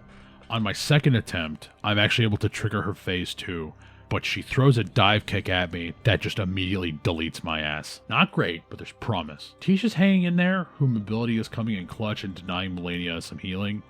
I even survive partial clips from Waterfowl, even though it still mostly just kills me. An unfortunate consequence with some of the things have been a lot of jumping attacks are best dodged by running under them, which just kills you for Waterfowl Dance. It's the worst thing you could do. I do lean more into Bloodhound Step. I try that a little bit, which does work, but I never learned the timings enough to really make it the difference maker. I did also figure out a way to dodge that phase 2 dive kick, which is good because it means that I can actually try phase 2 as opposed to just instantly dying. I start getting there more consistently, but a big problem that I'm having is that Goddess of Rot Melania absolutely feasts on Tish, which kills her and then leaves me with even more health to deal with. So if she's not at max, she's close, and then kicks my ass. I think that might be possible. I'm struggling a lot with phase 2, and even with how deep I could potentially run, any single Waterfowl Dance could still just end me immediately, and there's not shit I could really do about it. I'm definitely down at the end of this run, but I'm not out. I have faith in myself, but I know that if I keep grinding it all night, it's going to destroy my mental. So what I instead elect to do is draft a new strategy. But to get that strategy to work, I need to grab some pieces. Okay, I'm going to go all in on bleed and stop hedging. The first thing I'm going to need is the first new weapon of this run. Legendary for its brainlessness and one-button playstyle. I speak, of course, of Rivers of Blood. I end up having to go back to go fight the Okina invasion, who about hands me my ass, but I do take his sword in the end. By pure coincidence, I don't have any somber weapons, so I already have the materials to completely max Rivers as soon as I get it in my hands. Fuck, I actually can't wield it. Okay. Time to visit Mama Magic and Respec for the first time of the run. HP stays the same. I gain a little more mind so I can summon Tish and free up a trinket slot and boost my arcane for Rivers. I take small hits to my endurance, dexterity, and strength. Figure I can make up the dex later and I don't need much more than 10 strength. I need 12 strength for Rivers, goddammit. Okay, grind up a couple levels. I can now wield Rivers. I make some more cash and buy a bunch of boiled crab and make as much pickled turtleneck as I really can. I take a few more tries. I switch the health tier for the straight damage resistance and die a couple times before I realize I didn't actually finish the fucking build. Okay, I need a couple more pieces. I fuck off to the Blood Swamp and beat the fuck out of a White Mask for the White Mask's Hood, which boosts damage when a bleed proc occurs. Then, back in Lanedale, into the Shining Grounds, into a third dungeon in this dungeon in the Legacy Dungeon, the Lanedale Catacombs. I hoof it through as fast as I can, but this dungeon also loops, which makes the other one less special, but I'm barely paying attention because I'm not here for any of this shit. I quickly drain my flask by just tanking through anything that I don't want to deal with, but I make it to the boss here, Edgar, Priest of Blood. I'm sure he has cool abilities, but I don't have time for his bullshit, and the Bloodlord's Exaltation is mine in like under a minute. It does the same thing as the mask, but stacks with the mask. I also equipped the filigree crest I got from Iji to lower the FP cost of this ability, because my mind is still not great. Speaking of him, how's Iji doing? Holy shit, it looks like the Broco police took that violation more seriously than I thought. You were never a boy. You were kind of a dick, but this is still goodbye. And I am the last Ronnie loyalist left. There was 1.5 good people in this team, and I wasn't any of them. Anyway. As one more piece of prep, I snag the Uchi Katana out of storage and crank it as high as I can make it go with a bleed affinity. And then I'm finally ready to pull out the last piece of this build. Rise from your banishment and take up the blade once more, the Mimic tier. This is the next day and the final prepped build. Come on, Melania, let's fucking dance. I can already see the world of difference, and I burst her down to phase 2 way easier than I was yesterday. Unfortunately, I eat a dive kick and die. However, unlike my other attempts, I felt fucking invigorated, and I sprinted back to the boss door and ran it immediately. There was no downtime. I played super risky on this one. Holy shit, my margins were so thin. Look at this health bar that I just stood with. I was right, oh my god. I dug for a bleed proc instead of safety on phase 1, which was so stupid. I got even more aggro on phase 2, and I even got myself Scarlet Rotted, which I had to cure, but it all came together. The Mimic tier pulled aggro when it needed to. I was putting out a lot more bleed than I was before, and as a fucking coup de grace, I knocked Melania out of a waterfowl dance, which would have killed me because I could not have run from it. The margins were razor thin. The cheese was incredibly present, but that's it. The greatest mountain of Elden Ring has been conquered by my dumb ass. Now I guess I just gotta beat the fucking game now. I immediately retire Rivers, the Uchi, and the Mimic tier. I shouldn't need them for the rest of the game, and I'm not going to, because they're going to be cheesy as fuck, and also I am trying to play in a way that requires me to use at least one of my brain cells. I will note, from the Millennia fight through Moog the Omen, I did all in one day, basically at one time. Time to go on a fucking warpath. First up is to get revenge on the Valiant Gargoyles. Tish makes quick work of them, and I don't relish it too long before shooting down to Dark Root depths. This place is also pretty neat, if a little confusing to navigate. Story of my goddamn life. I do stop and collect Elden Stars, which completes my spell collection, so I still have a few things left, but I'm almost there. I push forwards and up towards the rotting corpse of Godwyn and face Fia's champions. There's 3 waves in this fight, and I save my summon to the last one, just in case it gets clipped and killed, because I don't want to end up getting caught alone. Fighting Roger is a little bittersweet, but honestly it's not a huge deal. It's just a bunch of normal NPC invasions with randomized builds. I help out Fia, as she wants to do her deathbed companion thing with Godwyn for an age defined by death. As part of that, I get access to the Lich Dragon Vortisax. This is kind of an odd fight for me, as it's really fucking sick as hell and it rocks, but it does feel like I'm way over leveled for this. Like I should have killed the Valiant Gargoyles way earlier than I did, but I don't know. I hit him like a ton of fucking bricks. It's a one and done. I unlock Fia's ending before piecing out and checking on the round table hold and learning the veteran set is better than Radon's, and we see now the end game drip. The helmet's a little dorky, but I dig it. Now to the Fire Giant. For mostly character reasons, I bring along my boy Alexander to fight the Fire Giant, even though I don't think he's going to move the needle that much. He baked in a volcano, so I'm going to let him shine. The Fire Giant is a complete beast and tank, but Tish especially, just massive chips whenever she hits him. I do not know if Alexander contributed to this, but I rolled him pretty easy. Melina sets the Erdtree on fire, and we get bamfed to Fara Mazzulo. This is another fucking cool set piece I'm absolutely not going to waste my time fighting through. A dragon lands, and I laughed out loud when I realized that the game developers thought I was going to fucking fight this thing. I don't know what they were on, but I want some. I sneak and bail and sprint through this entire just crumbling necropolis and just mostly get myrtleized a bunch of times. I'm especially hunting Placidusax because I've heard that he is a fun fight, and honestly, that sounds really fun to do. However, I need you to look at this moment real quick. There's a few people chasing me. I'm looking around. Do you see this? Do you see how I ran straight in at the bosses? No pause, being tailed by enemies, and then it looks like I'm panicking? Welcome to the Godskin duo. I did not know this was the boss room. I freaked the fuck out when I realized where I was. I have no sleep pots. I don't even have the recipe for sleep pots. I don't know where the recipe for sleep pots even is. I have no grease. Did not tinker my talismans or my weapons to this. I have a fucking Tish and a prayer, and I throw myself into this fight with the grim determination of having to make this run a shitload of times. But I don't have to. I luck out. Tish ends up taking the noble, and I get the apostle one-on-one. And I fought the apostle a lot. So, once I have him down, Tish and I just take a series of 2v1s, and against all odds that I stacked against myself like an absolute chuckle dick moron, I beat the Godskins on the first try. Holy shit. Okay, I need some stone sword keys for Alexander, I fuck off and do that, and then I meet him for one last time. He asks me for a duel, and even though I know this won't end well for at least one of us, I happily oblige my boy. I did not expect him to try to hit me with a fucking Shoryuken, which was insane, but I do get him. Good night, sweet prince. Oh wait, what are these innards for? Oh shit, Jar Baron! Turns out my boy Dialos has retired to pop protection duty, putting two of my boys together, which is nice. It's glad to see them enjoying life. And god damn it, that's one boy down, another one on an adventure containing two other boys. I don't know the official boy count for that, but I'll...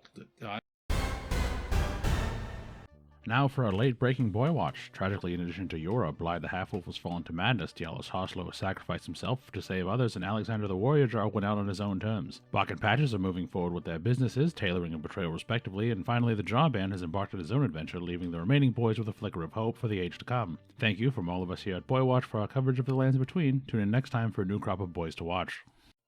Okay, does that mean that these are gonna stop fucking happening? Okay, cool. Anyway, Jar Baron on his grand adventure. It's time to stitch up Placidusax for real this time. On my way around the area, I managed to kill a bird with fall damage somehow, then run past another dragon, weaving through the sentinel, and winding up the path to the boss arena. The cutscene to Placidu... Oh, fucking hell, not again!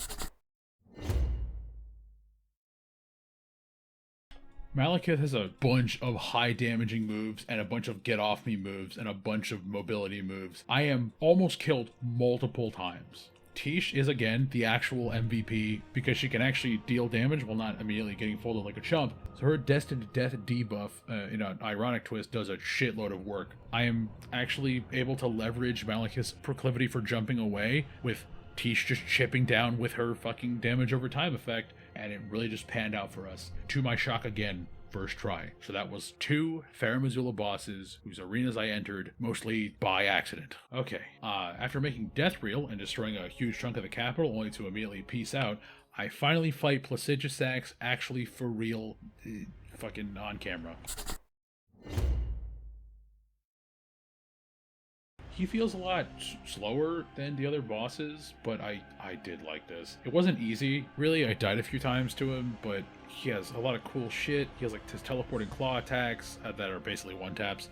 But there's a lot of big noise and very dodgeable. There's no 30-minute wind-ups to spring down and kill you once you're done rolling. The run back's a little annoying, but the walk-up lets me stack buffs, so it's hard for me to complain about that. I like this fight since he has mobility, but not an insane amount, and he hits hard, but not timed in a way that you need to solve a math problem to do. I savored this fight more than most at this point. A lot of them are just me just trying to smash my way through because they're either annoying or they have a thing or whatever. We do fail him after a few tries. On the docket up next is a dude I almost forgot about, Praetor Rykard. Or should I say the big snake? I don't know. This is very much a gimmick fight, asking you to use the spear with the anime sword slashes, and god damn, it's just so fucking cool. I do love this fight, and it doesn't feel like bullshit, even with how much I died and how much of it probably was bullshit. I usually just got wrapped up in a big whoosh swing and got grabbed and killed, but I could not suss out how to dodge the flaming skull rain during phase 2, because those fuckers are absolutely relentless. I'll take back-to-back fights that I enjoyed, though. With Rykard dead, Lady Tana said she's gonna leave, but she is, in fact, eating Rykard. I'm not much of a vor enthusiast, and I don't want the world to feel what that's like, so I, interrupt. Her knight tries to do some vengeance on me, but turns out I'm really good at killing Crucible Knights by now. With the manor disbanded, I had to farm Missoula for a bit of a twofer, and the fight with Recusant Bernal. He's actually a pretty tough invasion, as I have limited area to circle with, and his weapon does some pretty beefy damage. After a few deaths, I win the damage race and claim the Devourer's Scepter and the Old Lord's Talisman. At this point, I decided to make a few pit stops, pick up some final items, taking a second to grab some Stone Sword keys. I head over to my favorite place, Caelid, and run the gauntlet by the skin of my teeth to win the Great Jar's Arsenal. Getting parried felt really fucking bad, and that was the hardest fight, but I don't know. It's all the ones I came up against were pretty solid builds. That's the best in slot Arsenal charm, and I'm back to the Frozen North. The last legendary weapon I need is in the hands of some random misbegotten for some reason in the Consecrated Snowfield, so let's go take care of that real quick. Blah blah, cave done. The boss does catch me being reckless, and its holy damage is not insubstantial, but on the second run we kill it and get the Golden Order Greatsword. That's the last weapon. I have one talisman left standing. Let's do a little mop up. I take the time to make Nefeli the Queen of Stormvale before going after Mr. Blood himself. Maybe I'll learn what the Sanguine Nobles... Anyway, I make it to Moog and settle in for a hard fight.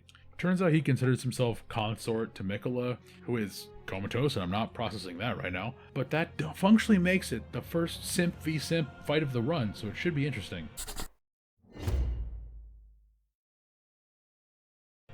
I fucking love Moog's aesthetic, to be honest, and his moves. The exploding blood and the fire is really cool. The gimmick ties in with side content and is helping my boy Yura, may he rest in peace, means that I can weaken the effect of Moog's life drain transition to phase 2. He does whip my ass a few times, especially when I thought the physic made me immune to the effect and not resistant to it, but on the winning run, I decided to go blood for blood and use my flail and the exaltation to proc bleed on him. I know it sounds like a stupid plan, going blood against the Lord of Blood, but I almost kill him before he even completed his phase 2 transition, and with blood grease or blood affinity, I might have just folded him instantly.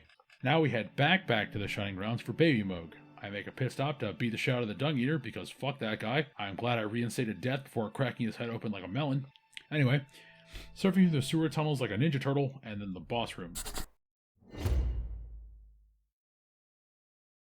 Without the phase 2 tricks, he's a lot easier, and the only thing between me and the platinum is the endgame boss rush. And OBS. Fucking hell. Okay. Guess who lost some more footage in a video crash? It was me. Good news, I didn't lose the last boss fights. Bad news, I lost a few of them. I lost the footage of me killing the bootstrap bitch himself, Sir Gideon the Boomer, and Godfrey.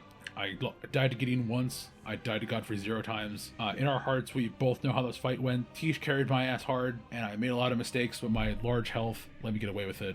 Sorry this happened so much, but I honestly didn't think you'd miss that much, except me taking the time to finish Lieutenant's quest, since the Albinorics deserve, a better shake than they got. Okay, let's discuss the endgame real quick. I thought about this a lot. I need 3 endings to get all the achievements. However, New Game Plus doesn't do anything but make enemies harder. It doesn't add new content or require me to actually have a collection of items a la Dark Souls 1. I made a decision. I backed up my save, and I'm going to do a triple boss rush right at the end of the game. Functionally, it would be like if I played the exact run 3 times, because fucking New Game Plus doesn't change anything for me, someone who is not a purist, or I'm a fucking good at the Souls games guy. It's not me. So if you have a problem with that, I'm sorry. If you do, please find someone who gives a shit and talk to them about it. So unfortunately, that does mean I have to do 3 boss rushes back to back. Radigan 3 times, Elden Beast 3 times. Hang on tight, this might get fucking rough. The first thing I do is go get the Frenzied Flame, which is more platforming puzzle than thing I like, but now on to the first shot at Radigan. This fucking fight goes so goddamn hard. The theme song blaring this entire fight rules, and even though he fucking folds me in half a few times, I love Radigan. Massive swings and AoEs, the last desperate thrashings of a rotting god. His fucking shimmer teleport where he comes back with a lightning strike is such a fucking cool dodge and punish. The gravity-defying hammer look is so cool, and it's a fucking damn shame I can't end here, and I have to fight the Raver version of Perfect Chaos. As long as I keep moving while I fight the Elden Beast and don't just swing without putting any thoughts in my brain, I do okay. Tisha's coming in clutch here. Her Destined Death debuff chipping massive amounts of health. I have to make sure that I'm not getting lasered down by the fucking rain or the Elden Stars or the ring explosion even. It's just another big beefy boy. It's more frustrating than it is hard. Alright, World Burn of Yellow Cinders. Let's run it back, do it again. Round 2, Radagon is not a problem. Even if I think this fight rules so goddamn hard, I want to stay looking at this fight because the Elden Beast on this one was annoying. Since I knew I had yet another run back in the chamber, I rushed and got reckless, and the punishment felt so fucking ruthless. After a couple tries, I'm able to butcher the beast. I give the Elden Lord ending to the Fia and the Duskborn because it's the most antithetical to the Erdtree, and fuck the Erdtree. Last round, I'm actually able to clear them both first try, no problems. I took a second in game and out of game to just wallow in it. I was not even sure if this was a possible thing I could do. I had to resort to hard cheese a couple times, to be fair. I had a lot of struggles, and while I did enjoy my time with the game, I don't think it's unassailable at all. At a certain point, at least for me, there's just so much of it that's shit I've already seen that I get tired of it. The last act especially drags. I could not be fucked to do all the dungeons past Mountaintop because I knew there wouldn't be anything useful or new in them, enemy or item wise. I also wish mounted combat was better because I actually liked fighting on Torrent. I looked at a lot of shit while I was playing it and before I played it, and people were like, the horse combat's bad, and I'm like, I actually had a lot of fun with it. Like, cavalry duels with the Knights Cavalry was fun. I really enjoyed doing that. It's just, Torrent needs a fucking dodge, man. Holy shit. And while it might be hypocritical of me to point this out, the game is clearly not balanced around Spirit Ashes. My time got significantly easier once Tish came into play. She is an absolute fucking monster. And there was the fucking Mimic here who was more broken than Tish even. And it's like, it's not like I'm hacking the game or like manipulating anything. It's just the way it's packaged. She's just way too overtuned. On the flip side though, the world and the fucking vistas especially were always some of the best shit. Just looking out at the spaces and how they're constructed and how they are. The visual appeal is undeniable. I have a deep love for the cast of absolute weirdos you met doing side quests. Even if their survival rate was very Dark Souls. King of the Boys, obviously Bach, in case I did not make that clear. The flexibility of the Ashes of War and the infusions was very welcome. This is not as rigid as some of the other games. I did make a lot of my fear about build flexibility just evaporate, even if where you get the wet knives didn't make a ton of sense and kind of sucked. I wish I had lightning earlier, but whatever. I had fun, but I don't think I'll ever do much solo play after this one. All right, Ronnie, let's take it home. Here's hoping that eating everyone into the world of the unknown has a better future than the entitled squabbling among petty gods. And that's it. With that, we pull out of the descent and crawl towards normalcy until I inevitably fall down the next part of this hole. I am free from my brain. Later.